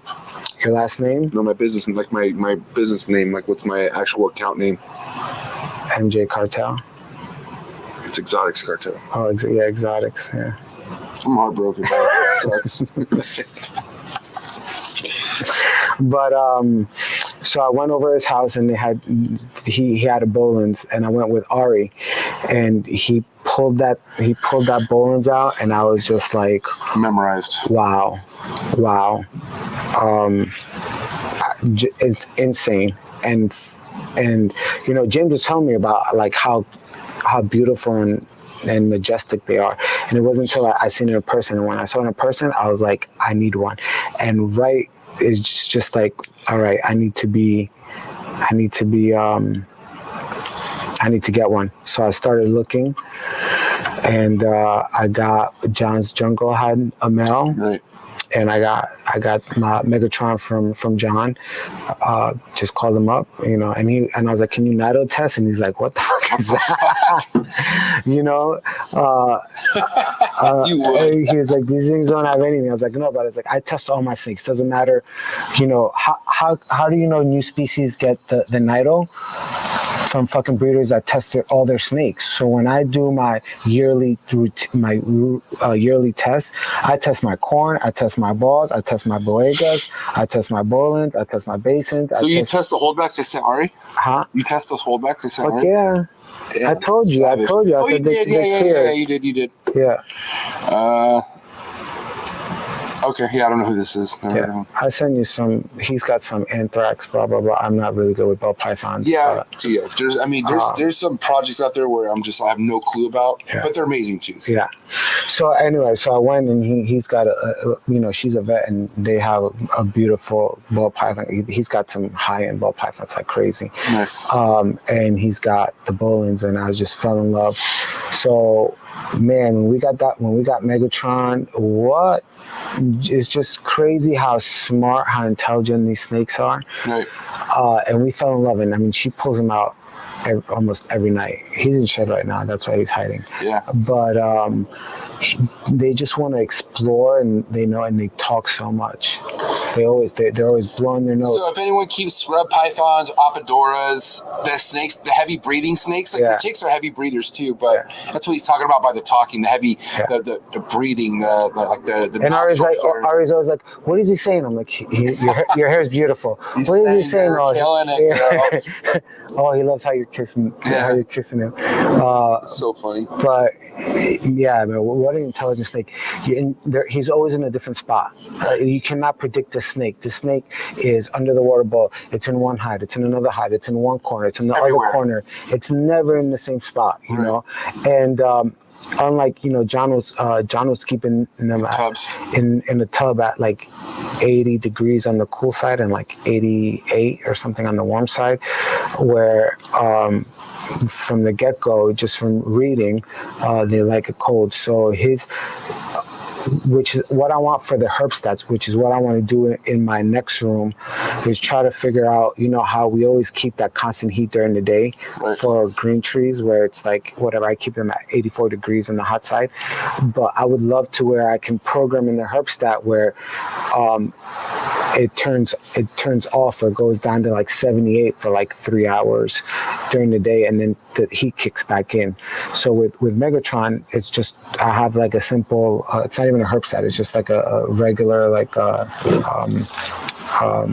whatever you call it, thermostat, regular thermostat, which is connected to a timer. So he only gets 5 hours of heat. So he gets 2 hours in the morning from 8 to 10. Right. Then he gets another 2 hours from 12 to 2. And then he gets 1 hour from 4 to 5 of 86 degrees, right where his branch is. Right. That's the only time he has heat. If other than that, the cage is around 72 to 74 degrees. Okay. Right. So same with the female that I got. She's a baby. She's probably 5 months old. Same with her. She only gets heat 5 times a day. And on my phone, I have on my weather. If you see my weather, I have Indonesia. I have sick. No, look, Good Enough Island. Right now it's 68 degrees. 50 at nighttime, 57 degrees. Look, 82, 63. Eastern Highlands, 79 during the day, 50 at night. Super chilly. So it's cold. So you can even see with the green trees, it's not so much. It's warm. not that warm. So I think that less heat, I mean, it just benefits them so much, you know. So, but yeah, incredible species. They are just so beautiful. And Megatron's growing pretty. I mean, I haven't seen him because he's been. Oh my God, like he's getting some size on him. Yeah, and when we were doing a little video for Ari, and she was talking about, you know, his yellow spots. I'm like, no, they're white. And I was like looking at them, I'm like, no, they're fucking yellow, and it's from the, you know, the UVB light. Right. You know, I think they're white when you keep them in tubs and they don't get that sunlight. And if you see him, he is just jet black with like this ring. It's just insane with the white yellow stripes. Oh man. I mean, it's just an insane animal. You saw the baby, but I mean, man, he is just spectacular. I can't wait till he's like 5-6 years old and he's like 7-8 feet long. Oh man. Yeah. Talk about a showcase animal. Because I mean, for you, even though you have a pair, you're not like, oh fuck, I gotta breed these. It's not even about breeding. It's not even. Yeah. So in the new house, we have the stairway going up, and it's probably about like 10 feet wide, and it goes up like, you know, under the staircase. So my man Joey Raddick. Shout out to me, Joey. Hey, Joey's in the building. Yeah. What up, Joey? Yeah. Joey helps me out so much. You know, I've never had anybody help me before, and I met Joey because one of his good friends, Joey, was talking to me, right? And he's like, "Hey, can you help my boy? He's got some ball pythons. He's like, can you ultrasound them for him?" Right. So I was like, "Yeah." He's like, "Just how much?" I'm like, I'm not charging. I was like, "I'll just go help your boy out." Right. So I went over to his house. He had like, I don't know, 10 ball pythons. So he doesn't post anything about his snakes. No. He's got a hidden stash. But I went over his house, and you know, he didn't not one green tree, and he's like, "Hey, can I come check out your collection?" I was like, "Yeah, of course." And same with Joey, great family guy, outstanding stand-up guy, and I just never had anybody that's helped me with my collection, you know, just like if I needed to move stuff and things like that. So he actually fell in love with the collection. He's like, "I want to get some green trees." So I just been mentoring him from the start, you know. How about this snake? No. Next. This. Okay. So when I say get a snake, there's no question about it. He buys it. It's not like, right. So, you know, like I handpicked the snakes that he had, and you know, he shows me snakes, and if I say no, it's no, and he just listens to what I say, and he's done it the right way by not getting adults, by getting babies, raising them right, testing them from the get-go, having a clean collection, and when his snakes are of age, he's gonna have some amazing neos because he's got some great bloodlines in the works.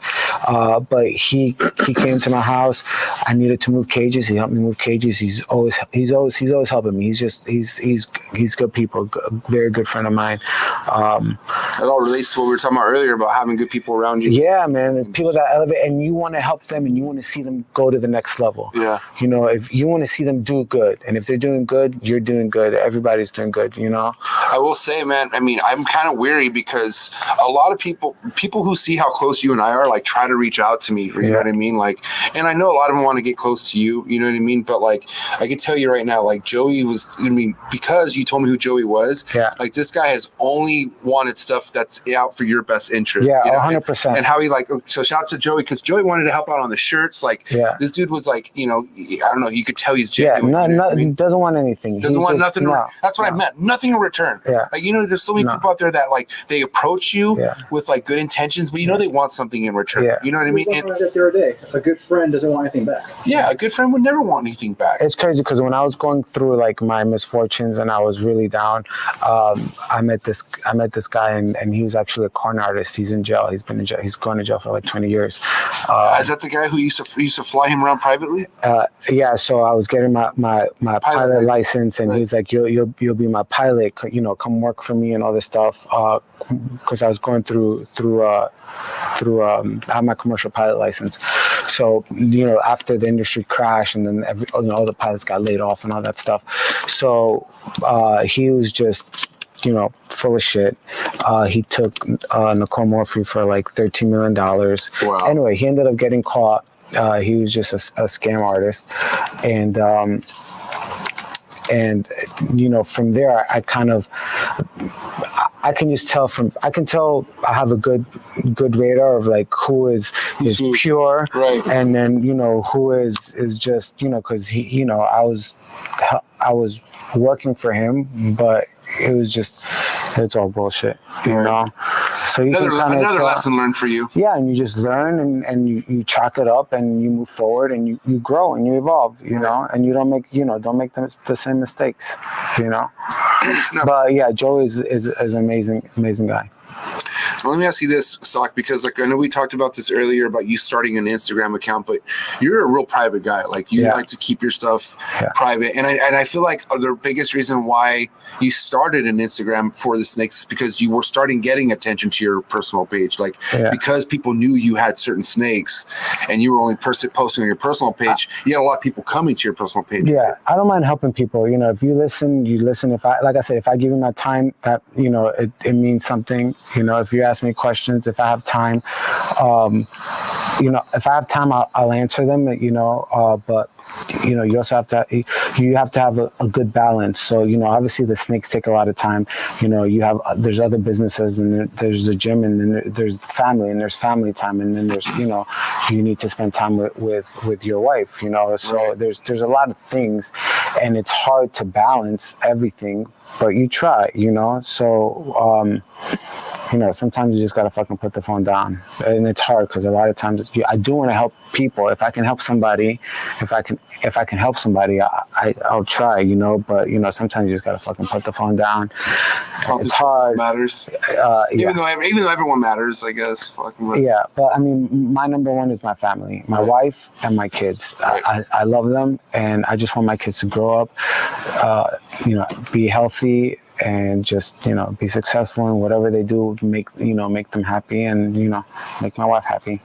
Now, at the end of the day, I feel deserves everything. 100% in respect to that, because I feel like there's people out there who aren't as lucky as you and I, where we have that significant other who believes in us, right? And they hold people back. But like where I am today is not just because of me, but it's because of my wife, because she believes and she always has my back. No matter what, she has my back. And you know, there's, you know, man, you're spending so much time in the snake room. I know, you know, like it's stressful when you have 60 babies days, and you're trying to, when you have two clutches that come out a few days from each other, and then like, all right, now the feeding trials, which is what takes up a lot of time. And you see my room, I don't know, it's not the cleanest room. I mean, it's clean. He said it's not the cleanest room. This guy. I'm saying this guy. Yeah. He's no. I mean, that was funny. I'm just saying, like, it's like when I walk in there, it's not to show to you. It's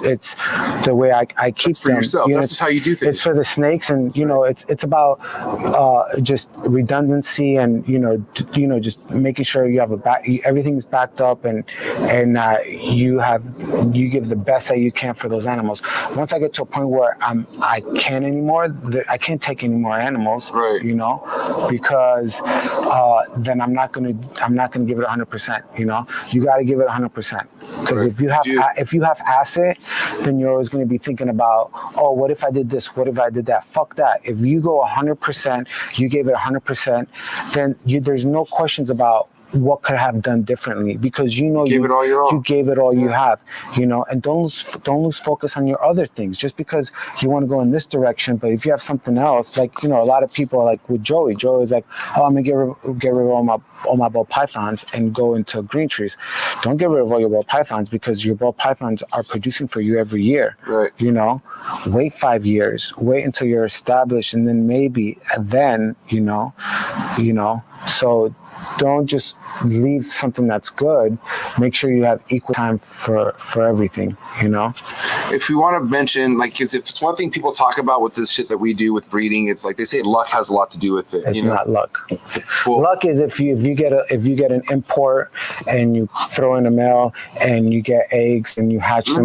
That's finish. luck. Let me finish. Okay. So what I mean by luck is like having a certain neo thrive, right? Look at this neo we're looking at right here. Does this look familiar to you? Yeah.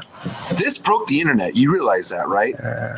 It was like a basin green tree python. That thing was insane, man. Nobody has seen a snake like this before. If you look at all the white, I was checking it every day to see if it would go away. It wasn't going away. A one-of-a-kind snake. Yeah. And the reason why I bring this up, because Marshall Mendez actually produced an albino red neo that died on him. That didn't make it either, right? Yeah. But let me ask you this: what do you feel like the more unique snake that you make, the more less chance it has to survive, or what is it about one-of-a-kind snakes like this that's not making it? I don't know. I just, what? Not luck. It was like a week later. It was as it was going into shed, I believe, and I checked on it, and I saw that its lower body was crampling up. So I was like, oh man, I was like, this is not good. This is not good. So it just wasn't meant to be. Intestinal in probably. I have no idea. Nobody knows. I have no idea. I took the water out. I put a towel, and then the next day it was still alive. But when I pulled it out, it was dying. So it is what it is. It happens. It's all right. We'll make more. Exactly. So you got the same pairing going on this year.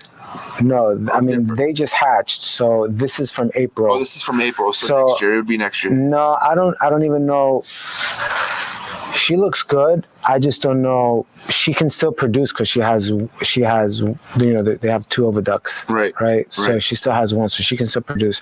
So might I run the pairing again? I lost 4 eggs from the get-go because of her, of her having those stuck in her. Right.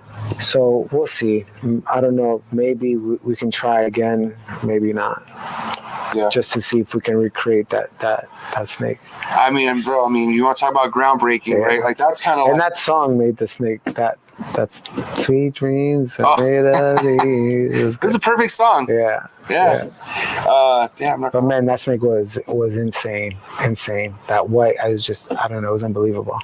Now, let's kind of transfer things to what we were talking about with the basins, man. Obviously, basins are no walk in the park. Like, shout out to Marshall Mendez. He finally got his first basin clutch. Yeah. Congratulations, Marshall. Insane, That's man. Huge, man. And I know how passionate and happy you are. I think you got 11 or 12 basins, which, man, he was really concerned. He was just like everyone. I don't fucking know. And I gave him the MJ visual. I told him, oh, you're solid, bro. And sure enough, he was solid. But like, for instance, with you this year, man, you had a couple females that looked promising. Yeah. Right. And I mean, it seems like with the chondros, you're able to narrow down why, for instance, White Diamond didn't give you what she should because of the male being too late. Okay. But with the emeralds, are you starting to figure out what's going on or what's happening or what's? Yeah, I think so. I mean, like I said, you got to go through different trials and you just figure it out. So, this wasn't my year for the basins. I mean, I still have one female that's pretty close to ovulating. Right. But if she ovulates, it's not going to happen this year. It's going to happen next year. Right. She might still. No, what are we in? We're in August. So we're like late August? If she ovulates now, Yeah, it's still going to be 2022. Okay. So. Now, if I remember when they were ovulating, I don't know if they were both, but you said one of them got RI during ovulation or something. They actually both got, for some reason, they both got RIs. And we treated them both with a nebulizer, with amikacin and albuterol. I didn't want to inject them with any meds because I thought that would be bad for the babies. Is that why maybe they slugged out? Maybe, or just maybe the male. I use the same male. So could it be the male? I don't know, because I'm using the same male for this third female. So if this third female slugs out, maybe it's the male. So it could be, but we'll see. And just jot it down. Third time's a charm. Another. I'll get the basins. Yeah, I'll get sure the basins, but not this year. All right. We haven't talked about the Boega Latifasciata. Latifasciata. Yeah. Yes, those are really awesome. So I got those from Anders. Shout out to Anders. Yes. Yeah. So Anders, which also was kind of surprising to me because all of a sudden you're like, oh, I'm getting these, and I don't remember you always wanting Boegas in your game plan, or when did that spring on? I really love the divergence. The divergence. So he had a pair which the female died, and he sold the male to he traded the male to Patrick Holmes. Right. That male is beautiful, and I was like, oh fuck, man, I wanted that, But he's like, I have this pair. He's like, I'm thinking about getting rid of them. So I was like, I'll buy them from you. And it was more, I love venomous, but I don't want cobras or vipers, just because I have kids and it's there's just a very high probability of either I get bit or I've had one snake escape one time, but I caught it years ago. Other than that, I've never had any snakes escape. What snake was it? A white lip. Oh, nice. I was Those motherfuckers are sneaky. I was feeding them because I had them paired up and I was feeding them both. Right. And then this thing was just fucking lunging, and it was in North Carolina, in my garage, and there was a hole in the wall, and they're just so fast, and he went into the wall. So I was like, fuck. So I had to pull the drywall out, and it was like in between the drywall and the insulation. Right. So I mean, I got him and put him back. That was the only time. It didn't get out of the cage. It was because I was feeding. It just fucking went into the wall in front of you, which is that happened to me one time. One of my white lips jumped, went straight out of the tub, and I saw it go under the rack. And as soon as I pulled the rack, it was gone. And I was like, "Where the fuck did it go?" And I remember I didn't find it till the next day. I was stressed out. I was like, "God damn it!" I don't know about you. Jesus, I couldn't find it. I was stressed out. I was pissed. Yeah, I don't even know if I can go to sleep if a snake. I've lost so many snakes to where I know if you can't find it after so many hours of looking for it, you need to just reset. Oh, and one time we fell asleep with Megatron. And, I remember. You told me about that. And I woke up at 6 a.m. It's right there. And he was literally, but she falls asleep with Bananchik all the time, but he literally just stays with her, in the bed. A Bolin's python. Yeah. Yeah. So, yeah. So anyway, I got them. I got them from Anders, and they're a joy. But I really wanted the divergence, which you have too. Which I have too. So I don't want any more. I just have. So you have a pair of diversions and a pair of Latifasciatas, Right. which I was gonna breed this year, but just so many things going on, and especially that's more with of a the passion project too, right? with the move. Yeah, like I'm not trying to. Like, I don't want to not keep a the. timeline I'm on not gonna keep the babies. It's not like I want to keep the babies. I just want to pair for myself that it's like, oh, I have something that's venomous that I like, and it's not so dangerous. and let's go on the resume. Just say like, hey, I bred that shit. Yeah, That's yeah, awesome. and it's totally different incubation. Right. And they could give you 2 clutches in a year, right? Yeah. Isn't something like that? Yeah, They can yeah. lay twice They in a can season. double clutch. Yeah, Yeah. double clutch, right? But you dropped. I believe you dropped the temps at night down to like 78 in the incubator. Right. So kind of be like you have them in the cages. And I think you already said this, but you have all your Boegas on bi-weekly, right? They're eating once every 2 weeks. Once every 2 weeks, yeah. And what are they eating? Rats, and then when I pull the feathers off for the neos, then I feed them chicks. Okay, when you get the chick down or whatever. Yeah, I have a bunch of chicks, so usually, so they get mixed. They get rats or chicks. Okay. Yeah. Cool. And my main diet is pretty much rats. All frozen thawed, obviously. All Right? frozen thawed, yeah. Except for the Ari's ball python, the female. She has to eat live.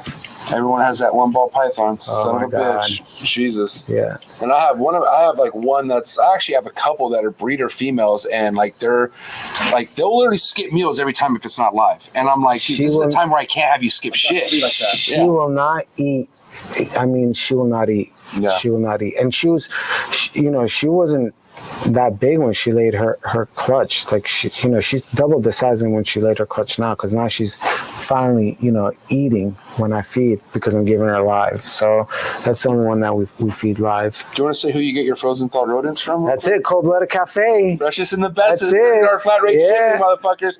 Packed by the best in the game. Are they coming to Daytona? They're not coming to Daytona. We're gonna miss you. We're gonna miss you, Steven and Dez. Wish you guys were. But I mean, dude, they have so much going on over there. I mean, Steven is running the show completely again. Yeah. They lost their intern, Alex, because Alex went back to school. So if you out there are in the Indianapolis area, or you want to learn and fucking intern at Cold Blooded Cafe or Reptile, reach out to Desiree or Steven if you really feel like you're about it. That's it. That's it. But shout out to Cold Blooded Cafe, the whole team. Thanks for sponsoring them, or sponsoring me. Sorry. And Alan, my man. And Alan, this is actually brought to you by Amazing Basins, an amazing person. No, man, but okay, so I want to ask you something about the people who are so excited to start getting into chondros, but they skip the whole nido testing, right? Yeah. I mean, you have people who are really for nido testing, and you have people who just don't believe in it, right? Yeah. And listen, there's a million ways to keep them. You do what you believe in. I didn't know shit about nido until I got this ball python, and it looked sick, and it was in quarantine. And I was talking to James, and James was like, "Oh yeah, man, you just go to Fish Head Diagnostics, and you get a kit, blah blah blah." And I was like, "Oh shit," so you have to take it to the vet, and then the vet does a test. So I got in contact with Pia. And shout out to Pia and Cody. Yep. And I started nido, and it came back positive. The ball python did. The ball python. I was like, oh shit. So, and it was the other ball python that I got too was positive. Wow. I had got nido positive ball pythons. Yeah, great. What do you know? Pythons. So I ended up giving those to Pia, Cody and Pia. I donated to them, and I was like, man, I need to test my whole collection. So then I started just 10 kits, then 10 kits, then 10 kits. So I tested my whole collection, and my collection didn't have it, and then but I was starting to get more and more snakes. So as they were in quarantine, I was testing them, and then a few of them tested positive. There was like 2 that tested positive or something like that, and I ended up giving those to Cody and Pia. One was like a Dupree kid, beautiful snake that I got from somebody was selling it privately through a reptile store. They knew I like greentreepythons, so I ended up getting it. Lo and behold, this fucking thing was positive. And then there's some other snakes that I got. Can you tell me exactly what the symptoms were? Or you said you just didn't look right. Can you kind of like elaborate? Like The ball python just didn't look right. Like dried up, lethargic, dehydrated. Just wasn't good. The greentreepython python, there's really nothing wrong with it. It didn't look. There's nothing wrong with it.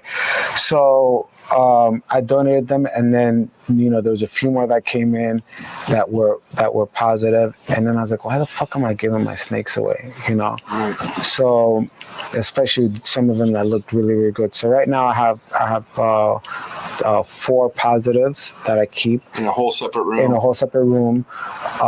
It's not the end of the world. I don't think that it can be even if you have the snakes in the same room as other snakes, I don't think that it can be transmitted. Right. I don't think. And not only that, you stand by testing anything that leaves your place too. Like so with all my neos that I sell, you get an auto test with the neo. I think that's something that you don't have to do it. It's just, for me, it's just what I do. So, I want to make sure. And, the big thing is you can't blame the seller if you don't ask the seller, hey, do you test for NIDO? Or, would you test for NIDO? If you don't ask that and you just buy a snake, or you say, oh, this is my good friend, it doesn't matter. Even Joey, if he gets a snake from me, it's like, you better fucking test that snake. Right. It doesn't matter if it's coming from me. Don't matter who it's from. Yeah. So I think it's the buyer's responsibility to ask these questions and to ask for an NIDO test, Right. And it's just something that I stand by. That way we don't spread the virus. Right. That's the main thing. So let me ask you this then, man. With the popularity growing and people passionately wanting to keep chondros, right? Yeah. For somebody new out there wanting to take their first step into it, like what would be your suggestion for somebody looking for their first chondro who wants to maybe turning into a breeding project someday, but just doesn't know if they're ready for it? Like, what do you suggest? I think if you go with a breeder that you feel comfortable with, or somebody that can, I want to say help you, like you can do research, but there's just simple questions. It's not hard to keep a chondro, know. But if there is some kind of complication, you can be like, hey, this, if I'm going to sell somebody a neo, if there's a problem, of course feel free to text me. I'm going to fucking help you out. Right. Because they're living animals. There's can always be problems. Right. Sometimes you ship them and they just don't fucking eat. Right. It's, they were eating fine, but they just don't eat over there. There's just something. It could be the shipping that fucked them up. It could be the FedEx man that just kicked the box. You just don't know, and just makes them shut off or something like that. So, but somebody that can kind of just, if there's a problem, that can help you with the stuff. But I think if you're getting into chondros, don't try to get an adult. Just like Joey did, he's everything was neos, and you're gonna have more success if you buy neos and you raise them up. Your animals, how you feed them, how they act, and when it comes time for their age to breed, you're gonna be successful. When you just get an animal that you just don't know shit about, you don't know how it's been feeding, you don't know anything about the animal, you're gonna have problems, and it's gonna take you longer than if you would gotten raised it up and bred it that way. I was gonna say, I personally feel like you're shooting yourself in the foot going straight to an adult, not even knowing the established side of the neo yet, which is, I feel like, the most crucial, because you get babies, but now what? Like the whole too wet factor, like all that stuff matters, to where if you kind of establish that in the beginning, and if you ever are lucky enough to get eggs and a thriving neo, then you'll understand how to take care of it. 100%. So that's a good point, man. That's a real good point. Now let me ask you this, because I've asked you this question before. And also with fish heads, I also use rail with Chad. Chad's amazing. Cool. At rail, Which rail stands for? I thought you knew. Come on. I do. It's just a long. Rail. Oh no, wait. Research laboratories. Yeah. Okay, got it. That's it. All right, anyways. But okay, so what I was going to ask you though is, because imports are still something that could be possibly a big come up if you come across it, right? So if you see some of my pairings, I have some imports, and I love to breed designers to imports, because that's where you can get some wild things going on, you know? So it's not like an import is a no-no. You just have to take the right steps. Can it die? Yes. Is it going to have parasites? Yes. You just need to you can't just, when you buy an import, you need to make sure you test its fecal. You make sure that you clean that snake, you know, keep it in quarantine. It's not like, oh, don't buy imports, because I feel like there's new blood that you can introduce, and you can pair it with a nice designer, and you can get something crazy and something newer, you know. So it's not like I you know, like Rainbow Dash was a Bushmasters, Right. you know. Ocean was a Bushmasters, pure Cyclops, you know. There's been some crazy stuff to come from Bushmaster. I mean, Like iconic stuff that's carried to this day. Yeah.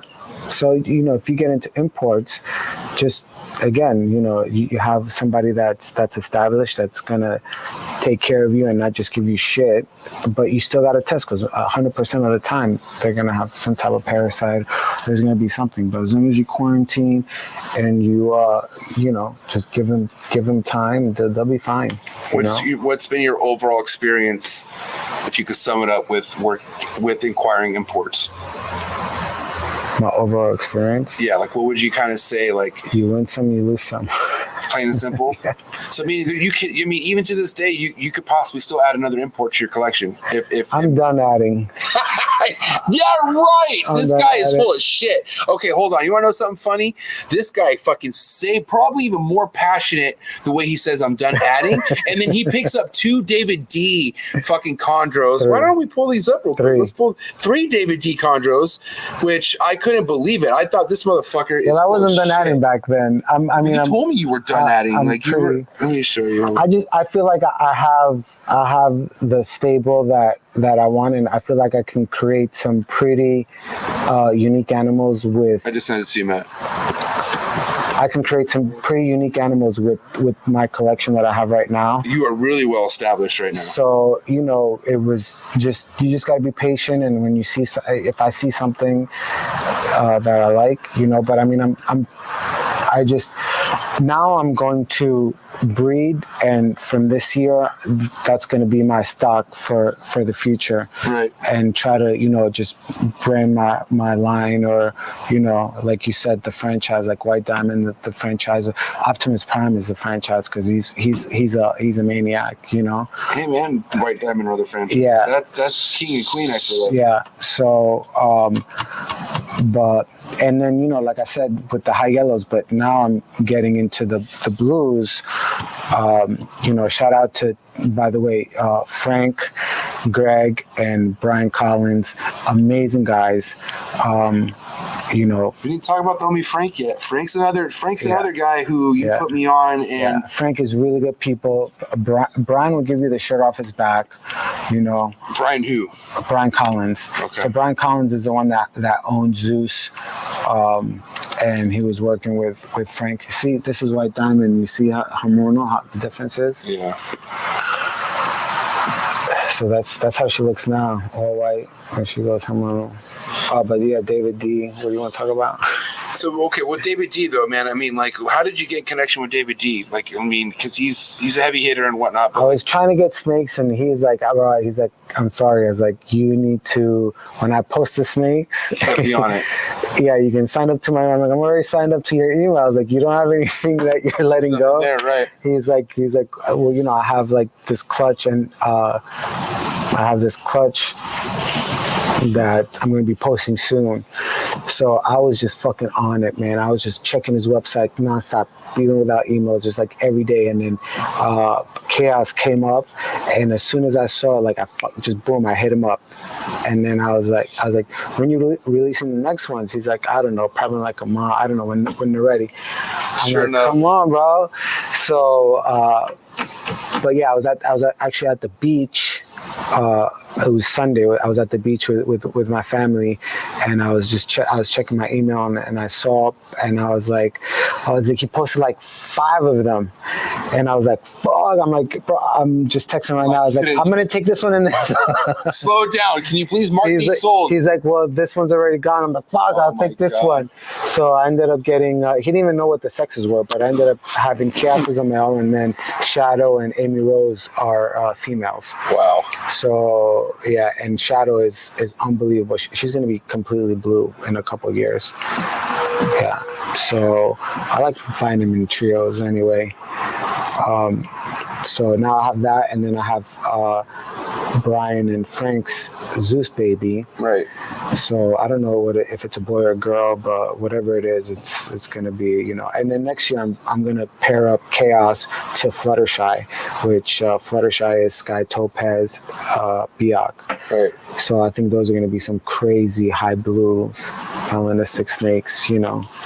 Then don't get me wrong, I do love the yellows, but man, when those designer Neos come out and they're just like this reddish brownish color, it's fucking insane with these orange flakes. They just look unbelievable. Definitely totally different Neo, you know. I bet. Let me ask you this. You have people out there who are really passionate about breeding pure locality stuff. Yeah. And then you have the designer side of stuff, right? Yeah. Where do you really see yourself between the two? Are you more visual? I'm visual, 100%. 100% visual? Yeah. I want to take two good looking snakes and put them together and make something cooler. Yeah. Right. So it's not so much about, you know, and shout out to everybody that loves to do pure, you know. You had a pure project this year. Yeah, the Ruse. Our Ruse, right? Yeah. Really nice yellow looking ones. Yeah. My dad got one. Yeah. Thank you for taking care of it. Appreciate you. Which he loves, man. He's like, he finally has it eating all with form, like on his own. You know what I mean? He has it down. But my question to you, man, you know, I mean, I feel like pure locality projects, investment wise, are nowhere compared to like designer projects, right? Like as far as like, you know, we're talking about like the David D stuff and like the high end stuff. I mean, right? those are, you're talking about bloodlines that go back 30 years, right? You know, that you're just selective, and that's what the reason why they're expensive. And now that's the thing with, like, you know, you look at Frank and he's got some of the bluest, and David D, the, you know, bluest bloodlines, you know, out there. Right. So that's what Frank is trying to get. He's trying to get like a super blue, you know, which I think is pretty close, probably already has. There's stories, and Matt will back me up on this, but there's people out there who come into the ball python game with like 100 racks, 200 racks, right? Yeah. And they get things going. What is your advice for somebody who wants to get in like that with the green tree pythons? Maybe not 200 racks, but literally wants to come in and getting first snakes to be designer snakes. Yeah. And like, I mean, obviously we talk about the wins and losses. It doesn't matter about how, you know, like I've probably got like almost 300K invested in my collection. You know, that's everything. That's snakes, that's herpstats, that's cages. You know, I'm probably putting in like 40K into the new room that in the new house, you know. So, you know, it takes money, but just because you have money doesn't mean you're going to be successful. You know, it's got to, you know, it's not so much, I'm not doing this for the money. It's passion. Even if I wasn't making money, you know, it's just the passion of keeping and taking care of them and walking in there and just like, wow, like this is my room. Look at these snakes. I produced this, you know, like it's crazy when you see these snakes start growing and they start changing and it's like, fuck man, like I produced this, I made this. And when you're able to create something new, you know, like the new morphs for the ball pythons, you know, that's somebody creates something like that is just mind blowing, you know. But again, yeah, you can have money, and if you're able to get those high-end snakes, you still got to put in the work, right? You know, they don't breed themselves. I mean, they do kind of, but you got to fucking pair them. They don't pair themselves, I guess you could say, right? You got to initiate that. Yeah, but you got to put in the work. You got to make sure that they're healthy and that they're in a good environment, you know. And I don't keep them in tubs. Not, you know, like I said Wednesday when I clean, I don't have to fucking wipe the windows. I take every window off. I spray, you know, I have like a system where I have my Microsoft towel, then I have my paper roll towel, and then because I don't want streaks on the fucking glass. the balls, they're not, I don't toss them. Those balls are glass. That ball stays in that cage forever. I hand wash with soap every single ball. It takes, and you clean every day, but my main cleaning is on Wednesdays, and it takes about 5-6 hours, Right. And it's not like, I'm fucking working, and that room looks the same 7 days a week, 24/7, Right. And it's just that passion, that pride, and it shows, and that the animals also reciprocate that, I feel like. So I have a wrap-up question for you, man, before we get into the hot seat questions, because everyone has to go through hot seat questions, even though you're who you are. You still got to go through hot seat questions. But, man, let me ask you this. First, you helped me out a lot, and I still have a lot of work, right? But you've, kind of helped me realize some things about myself that I need to work on. And, and a lot of that's organization, right? But there's people out there who have a hard time grasping how to be organized. And that obviously shows that work with the animals. People aren't organized.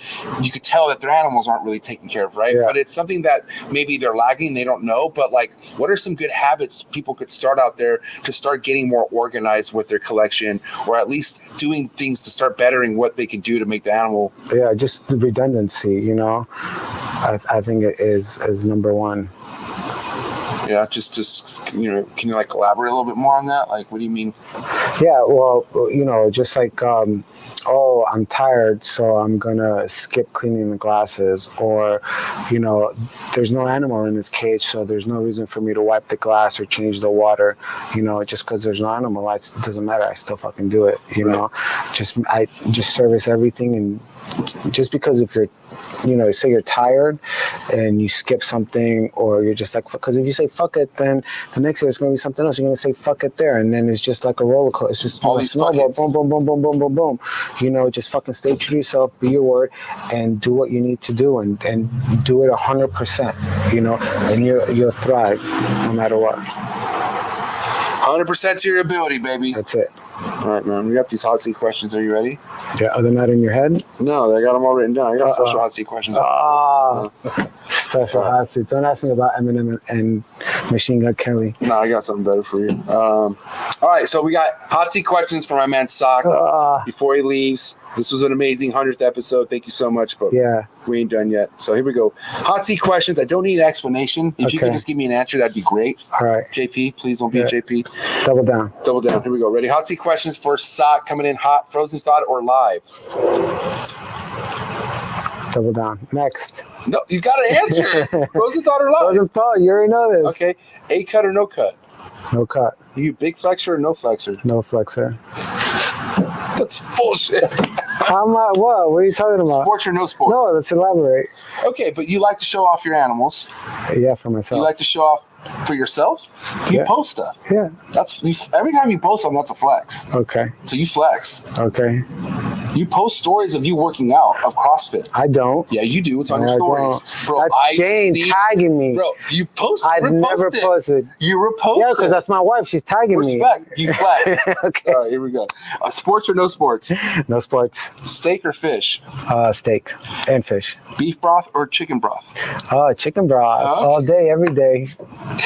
Tiesto or Dead Mouse? Tiesto. Okay, I knew you'd say that. West Coast rap or East Coast rap? East Coast, Biggie Smalls. Oh, okay. Yeah. What's your favorite East Coast rap group? East Coast. Oh shit. Where's Wu-Tang from? It's New York, yeah, Brooklyn. Yeah, Brooklyn. Yep. Okay. R. Kelly or Keith Sweat? R. Kelly all the way. That's my boy. For a lot of reasons. That's what I jam out with. Yeah. You can't, bro. That's the song. All right. Little word association. First thing to come to mind. Stretching. Sex. Milk. Sex. Cocoa. Yeah, sex. Stuck shed. Oh God, I don't have many stuck sheds. Okay, Instagram. Nope. So that's it. Not too many stuck sheds. Yeah, no. All right. Instagram trolls. I don't have any Instagram trolls. Must be nice. Fuck. All right. One has to go forever, and I'm pretty nerd. Facebook. Yeah. See you later. Yeah. All right. Fuck it. Fuck There you it. go. Dude, okay, we had a consistent about 60-ish people watching this entire time. I can tell you right now, man, I'm not the only one you influence and you inspire out there, hands down. But for everyone out there watching who fucks with you tough, Sock, and supports you and gets motivated off all your posts, what do you have to say to everyone out there? I really appreciate everybody that follows me and, follows my Instagram and also follows my daughter. I appreciate everybody, That's it. I love you guys. Love you, man. Thank you so much for tapping in, guys. This has been amazing. 100th episode. See you next time. See you next time. You never know where the next remote episode is going to be. So just make sure you're ready. And if you guys ever need to get a hold of me, reach me out on Instagram, mjexoticscartal with an A, not an E. And then hit up the Trap Talk with Podcast Instagram as well. Shout out to all my Twitch viewers. Shout out to Alan. Shout out to Alan, the sponsor. Ed. Okay. Shout out to the sponsor, Alan, right here. Amazing Basins. Please go follow my man, Alan, and be ready for the kind of shit that he's been putting out because it's amazing. And again, Sock, thank you so much for being my 100th guest. This has been an amazing time. Guys. I love you, big dog. Keep killing it. Keep being an amazing father and keep being an amazing animal fucking keeper, inspiring for all us newbies out there, man. But much love to everyone. Be safe, and we'll see you at Daytona. We're going to be at Daytona. Right? That's it. Yeah, Saturday. Saturday. See you this Saturday. Tap in. US Arc Action. You can find both of us there. Shit's gonna